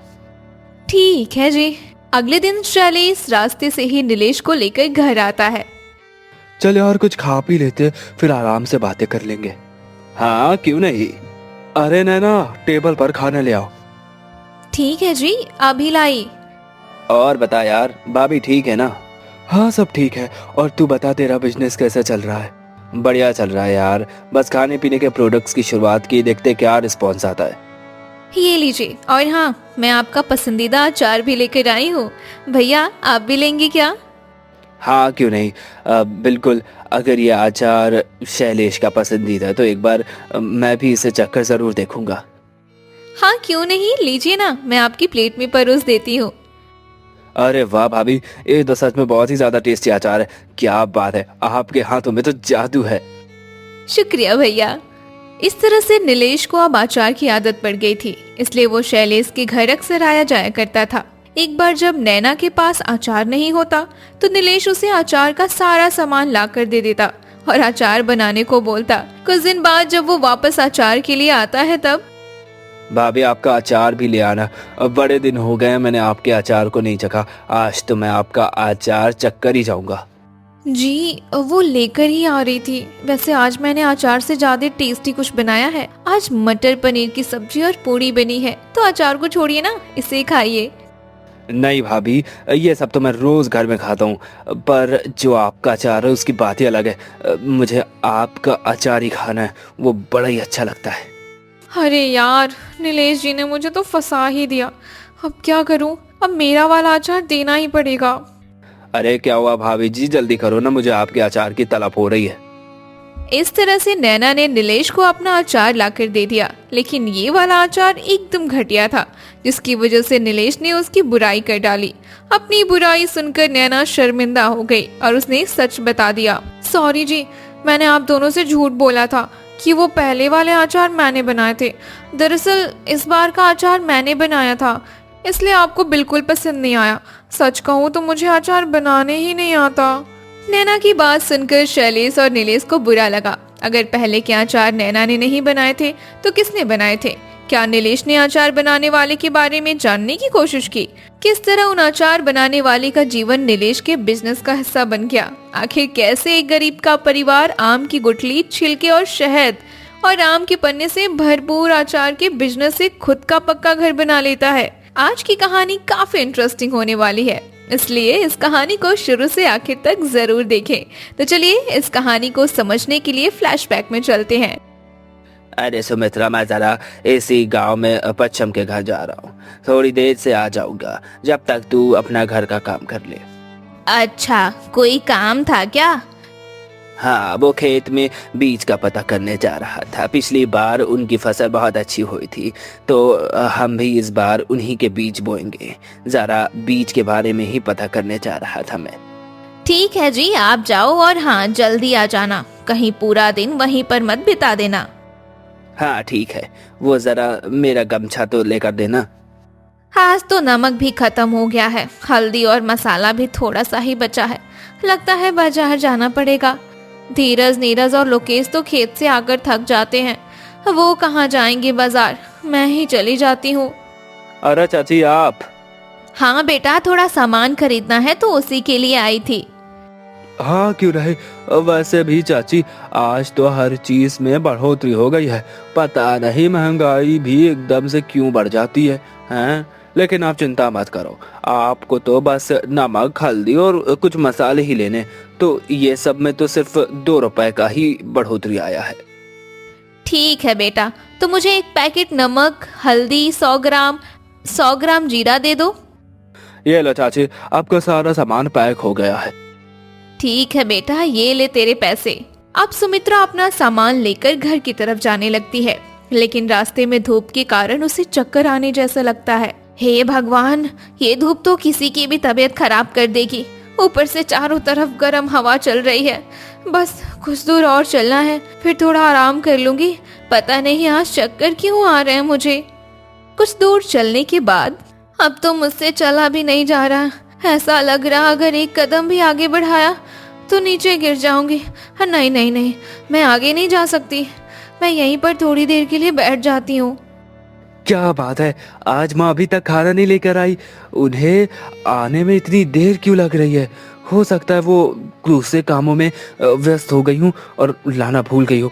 मैं एक काम करता हूँ, खुद ही जाकर घर से खाना लेकर आ जाता हूँ। अरे भैया क्या हुआ, आप कहाँ जा रहे हो? नीरज मैं घर जा रहा हूँ, लगता है माँ अपने काम में फंस गई होंगी, तो उन्होंने शायद खाना लाने में थोड़ी देर हो जाएगी। तो एक काम करता हूँ, मैं खुद ही जाकर लेकर आता हूँ। जब तक तुम दोनों आराम से काम कर लो, मैं तुम्हारा और मेरा खाना भी लेकर थोड़ी देर में आ जाऊंगा। ठीक है, कोई बात नहीं, आप जब तक लेकर आइए आराम से, हम तब तक खेत के कुछ काम निपटा लेते हैं। अरे माँ, तू यहाँ क्या हुआ तुझे? तू ठीक है ना? अब बेटा, मैं जरा घर के कुछ सामान लेने दुकान गई थी। आते समय थोड़ा चक्कर आने लगे थे, इसलिए यहीं पर बैठ गई। अरे अरे, ये क्या बात हुई? मुझे बताना चाहिए था। गर्मी इतनी बढ़ गई है और बाहर बहुत तेज धूप है। तेरा इस उम्र में धूप में यूं आना जाना बिल्कुल भी ठीक नहीं है। अगर कुछ सामान लाना होता है तो हमें बता देती, कल सुबह हम खरीद लाते। अच्छा चल, वो सब छोड़, चल मैं तुझे पकड़ा कर ले चलता हूँ। चल चल, हाँ आराम से चल। माँ को घर छोड़ने के बाद धीरज खाना लेकर खेत पहुँचता है। अगले दिन से सभी भाई माँ को आराम देने के लिए खुद ही खाना बनाने लगे। लेकिन अगले दिन जब सुमित्रा घर के बाहर झाड़ू लगा रही थी, तभी अचानक नीचे गिर गई। कई घंटों तक वो नीचे ही पड़ी रही। अब उसके तीनों बेटे वहाँ पहुँचे तो दौड़कर उसके पास गए। हे भगवान, ये माँ को क्या हो गया? माँ यहाँ पर क्यों गिरी पड़ी है? माँ उठो माँ, क्या हुआ माँ? लगता है माँ को चक्कर आ गया है। रुको भैया, मैं अभी पानी लेकर आता हूँ। माँ कुछ तो बोलो, क्या हुआ है तुझे? नहीं, ये नहीं हो सकता। क्या हुआ भैया? क्या नहीं हो सकता? लोकेश, माँ अब इस दुनिया में नहीं रही। नहीं नहीं, ये नहीं हो सकता। उठो माँ, तुम हमें छोड़कर नहीं जा सकती माँ। उठो, भगवान के लिए अपनी आंखें खोल दो माँ। हे भगवान, ये तूने क्या अटकाट डाला? इन बच्चों को रोता देखकर तो मुझसे नहीं रहा जाता। अगर मैंने हिम्मत नहीं की तो ये सभी टूटकर बिखर जाएंगे। मुझे इन्हें संभालना ही होगा। माँ तुझे अचानक क्या हो गया माँ? शांत हो जाओ बेटा, जो होना था उसमें सिर्फ भगवान की ही मर्जी थी। अब होनी को कौन डाल सकता है? तुम सबको हिम्मत करनी होगी। मैं तुम्हारे पास हूँ, तो तुम्हें दुखी होने की कोई बात नहीं है। कुछ समय बाद सभी ने खुद को संभाला और माँ का अंतिम संस्कार कर दिया। समय बीतता गया और सभी को काम धंधे में परेशानी होने लगी। इसी के चलते बिजरपाल ने एक एक करके अपने तीनों बेटों की शादी कर दी। अब घर में 3 बहू आने के बाद जिम्मेदारियां सभी में बंट गईं। एक दिन वो तीनों लकड़ियां लेने पास के ही बगीचे में जाती हैं। अरे वाह, यहाँ तो छाँव में कितनी अच्छी हवा चल रही है। कुछ देर इस पेड़ के नीचे बैठ लेते हैं, फिर लकड़ियाँ काट कर लेकर घर जाएंगे। वैसे दीदी, हमारे घर में सासू माँ के ना होने से कितना सूना लगता है ना।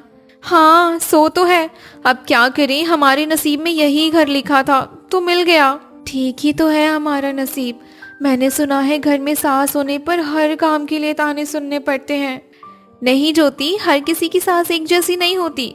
हो सकता है हमारी सास हमें बेटियों की तरह प्यार करती। अरे ये देखो दीदी, ये तो आम गिर रहे हैं। लगता है हवा की वजह से इस आम के पेड़ से आम गिरने लगे हैं। हाँ, जरा इन्हें उठाकर तो ला। चल एक एक करके चक्कर देखते हैं। आम तो अच्छे लग रहे हैं। तू भी खाना, फिर बाकी के आम घर ही ले चलते हैं। अगले दिन गांव में खबर फैली कि एक आदमी गर्मी की लू से मर गया। ये सुनकर देवरानी और जेठानी को अपने पति की चिंता होने लगी। हे भगवान, न जाने उस बेचारी की पत्नी का क्या हाल होगा। दीदी, कहीं हमारी सासू माँ को भी तो लू नहीं लग गई थी ना? हाँ, हो भी सकता है, लेकिन अब से हमें खुद और अपने परिवार का ख्याल रखना होगा। हाँ ज्योति, तू ठीक कहती है। मेरे मन में ना एक ख्याल आया है। जो आम कल हम लेकर आए थे ना, उसका पन्ना बना लेते हैं और खेत पर जाते समय हम उन्हें दे देंगे। सुना है आम का पन्ना लू लगने से बचाव करता है। हाँ दीदी, आपने सही कहा, इससे हमारी पतियों को लू भी नहीं लगेगी। ये खेतों की एक ही प्रकार की सब्जी खा खाकर तो मेरा मन ही उग गया है। अब क्या करें दीदी, हमें जो मिलता है बनाने को उसे ही बना लेते हैं। कोई बात नहीं ज्योति, अब हमारे घर की हालत वैसी नहीं है कि रोज बाजार से तरह तरह की चीजें मिल सके। हमारे आने से थोड़ा खर्चा भी तो बढ़ गया ना, तो हमें अपने पतियों की हालत को सोचकर घर में जो भी है रूखा सूखा उसी में संतुष्ट रहना होगा। ठीक कहती हो दीदी, वैसे भी पेट ही तो भरना है, इसमें क्या बहस करनी। हम सभी अपने मन को समझा ही लेंगे। अच्छा सुनो, घर में कुछ आम है ना, उनकी चटनी बना लेते हैं। हो सकता है थोड़ा मन बदल जाए। ठीक है दीदी, आप लोग खाना निकालो, मैं अभी चटनी पीस कर लाती हूँ, फिर हम एक साथ मिलकर खाएंगे। अरे वाह, ये तो बड़ी ही स्वादिष्ट चटनी बनी है। हाँ दीदी, कहाँ हम एक ही सब्जी से बोर हो गए थे, इस चटनी ने तो हमें अलग ही स्वाद चखा दिया। हाँ सही है, अब तो आम का सीजन भी चल रहा है, तो बाजार में आम सस्ते भी मिल रहे होंगे। हाँ क्यों नहीं, हम कुछ पैसे बचाकर बाजार से आम खरीद लेते हैं, फिर उनका अचार बना लेंगे। कुछ दिन बाद तीनों ने मिलकर अचार तैयार कर लिया और डिब्बे में रख दिया। लेकिन डिब्बे में रखा अचार बेस्वाद सा लग रहा था। किसी को पसंद न आने पर लोगों ने उसे मजबूरी में खाकर खत्म करना ही समझा। एक दिन ज्योति मटके का पानी सभी को देकर खुद पी रही थी। दीदी, ये जो हमारे घर का मटका है ना, किसी फ्रिज से कम नहीं है, बस इसमें बिजली का तार ही नहीं है, यही एक कमी रह गई है इसमें। अरे दीदी, आप भी ना, कहाँ फ्रिज कहाँ ये मटका। फ्रिज में हम खाना और फल रख सकते हैं और ज्यादा ठंडा पानी कर सकते हैं। इस मटके में आप उसके जैसी कौन सी बात दिख गई। सही बात है, वैसे भी अगर मटका ही फ्रिज बन जाता तो फ्रिज बनाने वाली कंपनियां क्या आम अचार डालने के लिए खुली रखती। हाँ दीदी, आपने ठीक कहा, मैं तो बस ऐसे ही मजाक कर रही थी। हाँ भी ना दीदी, अजीबोगरीब मजाक करती रहती हो। हमारा मटका वैसे चमत्कारी है, खुद बाहर की हवा सोखकर अंदर के पानी को अपने ही ठंडा कर देता है। हवा अंदर जाने की बात से मुझे कुछ याद आया, कहीं हमारे डिब्बे वाले अचार में हवा न जाने की वजह से तो अचार नहीं खराब हो गया ना। हाँ हो भी सकता है, किसी चीज को एकदम से बंद कर दो तो उसमें बदबू तो आने ही लगती है। हाँ ये तो है, अगर हम अपना अचार मटके में बनाकर रखें और ऊपर से सूती कपड़ा से बांधें तो कैसा रहेगा। फिर तो मटके के ऊपर और चारों तरफ से उसमें हवा जाएगी, इससे अचार बदबू भी नहीं करेगा और अच्छा भी लगेगा। इस तरह से तीनों ने मिलकर इस बार ज्यादा अचार बनाया और तीनों मटकों में भरकर रख दिया। एक दिन उनकी पड़ोसन नैना मटके देखकर उनके घर के बाहर आती है। अरे मोनिका, ये तुम लोगों ने मटकों में क्या रख दिया। हाँ दीदी, ये हमने अचार बनाया था, जो उसी को थोड़ा धूप दिखा रहे हैं। अच्छा, वैसे खुशबू तो बहुत अच्छी आ रही है, जरा एक चखाओ तो मुझे। हाँ दीदी, अभी देती हूँ। अरे ज्योति, जरा घर में से एक कटोरी तो लाना। हाँ दीदी, ये लो कटोरी। ये लो दीदी, खाकर देखो और हमें भी बताओ कि हमारा अचार कैसा बना है। वाह, मजा आ गया, ये तो बहुत ही टेस्टी लग रहा है। सच में तुम्हारा अचार तो बहुत ही अच्छा है। शुक्रिया दीदी। अच्छा सुन, अगर कोई बड़ी कटोरी हो तो उसमें जरा थोड़ा अचार और दे देना, तेरे भैया भी जरा थोड़ा सा चख लेंगे। अच्छा ठीक है, मैं अभी आपको देती हूँ। चल ठीक है मोनिका, मैं थोड़ी देर बाद तेरी कटोरी साफ करके दे जाऊंगी। नैना का परिवार मोनिका के परिवार से थोड़ा अलग था। नैना के घर में सब कुछ स्टैंडर्ड जैसा होता था। शाम को नैना ही अचार अपने पति को परोसती है। अरे नैना, इस कटोरी में क्या लेकर आई हो? आज कुछ घर में नया बना है क्या? नहीं नहीं, कुछ नहीं, बस ये थोड़ा सा अचार था। अच्छा अच्छा, वैसे भी खुशबू तो काफी अच्छी आ रही है। रुको मैं जरा चख कर देखता हूँ। हाँ क्यों नहीं, खाकर देखो ना। रोटी और दाल के साथ मिलाकर खाना और ज्यादा टेस्टी लगेगा। हाँ सच में काफी ज्यादा टेस्टी लग रहा है। वैसे कहाँ से खरीद कर लाई हो इसे? अरे आप तो कुछ भी बोलते रहते हो, हर चीज खरीदने की थोड़ी होती है। इसे तो मैंने अपने हाथों से आपके लिए बनाया था। ओह अच्छा, सच में काफी ज्यादा टेस्टी है। क्या बात है, तुम इतना टेस्टी अचार भी बनाती हो? मुझे तो आज ही पता चला। शुक्रिया जी, जो आपने मेरा अचार पसंद कर लिया। अच्छा सुनो नैना, मैं कह रहा था कि कल मेरा दोस्त नीलेश आने वाला है, तो उसके लिए खाने पीने का इंतजाम पहले से कर लेना। ठीक है जी। अगले दिन शैलेश रास्ते से ही नीलेश को लेकर घर आता है। चल यार कुछ खा पी लेते, फिर आराम से बातें कर लेंगे। हाँ क्यों नहीं। अरे नैना, टेबल पर खाना ले आओ। ठीक है जी, अभी लाई। और बता यार, भाभी ठीक है ना? हाँ सब ठीक है। और तू बता, तेरा बिजनेस कैसा चल रहा है? बढ़िया चल रहा है यार, बस खाने पीने के प्रोडक्ट्स की शुरुआत की, देखते क्या रिस्पॉन्स आता है। ये लीजिए, और हाँ मैं आपका पसंदीदा अचार भी लेकर आई हूँ। भैया आप भी लेंगे क्या? हाँ क्यों नहीं, बिल्कुल। अगर ये अचार शैलेश का पसंदीदा है तो एक बार मैं भी इसे चखकर जरूर देखूंगा।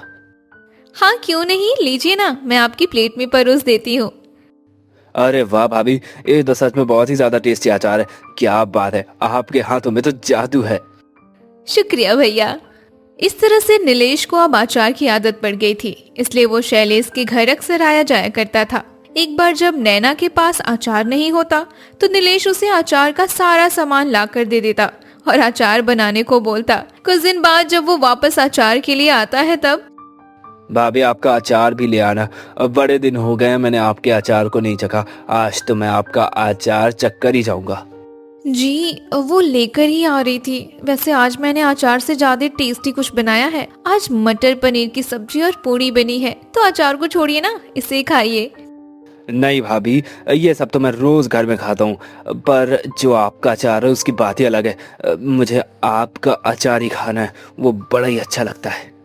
अरे यार, नीलेश जी ने मुझे तो फंसा ही दिया। अब क्या करूं, अब मेरा वाला अचार देना ही पड़ेगा। अरे क्या हुआ भाभी जी, जल्दी करो ना, मुझे आपके अचार की तलब हो रही है। इस तरह से नैना ने नीलेश को अपना अचार लाकर दे दिया, लेकिन ये वाला अचार एकदम घटिया था, जिसकी वजह से नीलेश ने उसकी बुराई कर डाली। अपनी बुराई सुनकर नैना शर्मिंदा हो गई और उसने सच बता दिया। सॉरी जी, मैंने आप दोनों से झूठ बोला था कि वो पहले वाले अचार मैंने बनाए थे। दरअसल इस बार का अचार मैंने बनाया था, इसलिए आपको बिल्कुल पसंद नहीं आया। सच कहूँ तो मुझे अचार बनाने ही नहीं आता। उधर देवरानी और जेठानी अपने पहले अचार से बोर होकर कुछ अलग ही सोच रही थी। मैं सोच रही थी कि हम अपने अचार में कुछ और नयापन लाएं क्या। क्या मतलब दीदी? मतलब कि जो हम बनाते हैं वैसा अचार तो हर कोई बना लेता है। मैं सोच रही थी कि हम अपने मसालों में कुछ और चीजें जोड़ें, जैसे उसका स्वाद और बढ़ जाए और हमें अचार बोर जैसा भी ना लगे। लेकिन हम अचार के मसाले में और क्या डाल सकते हैं? देखो, हम एक काम करते हैं, आम के छिलके को छीलकर उसे सुखाकर पीस लेते हैं और उसे मसाले में डालकर फिर अचार बनाकर देखते हैं। हाँ, एक बार तो कोशिश करने में क्या ही जाता है। लेकिन दीदी, पहले आप एक ही मटके में अपना जुगाड़ लगाकर देखो, क्या पता सभी को ऐसा अचार पसंद ना आए। हाँ, ये भी ठीक है। इस तरह से मोनिका ने एक मटके में अपने जुगाड़ वाला अचार बनाया तो लोगों ने थोड़ा बदलाव देखा। फिर कुछ दिन बाद कल्पना ने भी कुछ सोचा। दीदी, मैंने कुछ सोचा है, मैं आम की कच्ची गुठलियों को पीसकर उसे भी मसाले में मिलाकर देखती हूँ। हाँ क्यों नहीं, जब मैंने बनाकर देख लिया तो तू भी अपना कुछ बना लेना। हाँ दीदी, मैं तो सोच रही हूँ कि आपका भी अचार टेस्ट करके देख ही लेती हूँ। अरे कल्पना, तूने अपने जुगाड़ वाला अचार बनाया कि नहीं? हाँ दीदी बना दिया, बस मैं आज खाने पर सभी को देने वाली हूँ। आप लोग भी मेरे अचार को स्वाद करके बताना। ठीक है, आज मैंने आप सभी के लिए अपने तरीके से कुछ अलग अचार बनाया है। आप लोग टेस्ट करके जरूर बताना कि कैसा बना है। हाँ क्यों नहीं, पहले थाली में अचार तो परोसो। हाँ हाँ, अभी देती हूँ। वाह भाभी, आपने तो अचार में कुछ अलग ही स्वाद बना दिया है। सच में बहुत अच्छा बनाया अचार। शुक्रिया देवर जी। कुछ दिन बाद जब सभी के लिए पन्ना बन रहा था तो ज्योति सबके लिए पन्ना बनाने में बिजी थी। दीदी, आज मैं सोच रही थी कि पन्ना में थोड़ा शहद डालकर देखते हैं। मीठा डालना ठीक रहेगा क्या? दीदी, एक बार शहद वाला पन्ना पीकर देखते हैं, क्या पता पसंद आ जाए। ज्योति, तुम बना लो पन्ना। बड़ी दीदी, पहले आप ही पीकर बताओ कैसा बना है। अरे, ये तो खट्टा मीठा सा स्वाद आ रहा है। अच्छा बना है यार, एकदम वैसा ही बना है जैसे मैंने अपनी कल्पना में सोचा था। इसलिए तो मेरा नाम कल्पना है, क्योंकि तू हर बात की कल्पना ज्यादा करती है। दीदी, एक बात कहूँ, अगर मैं भी इस पन्ने से अलग हांडी में अचार बनाऊं तो?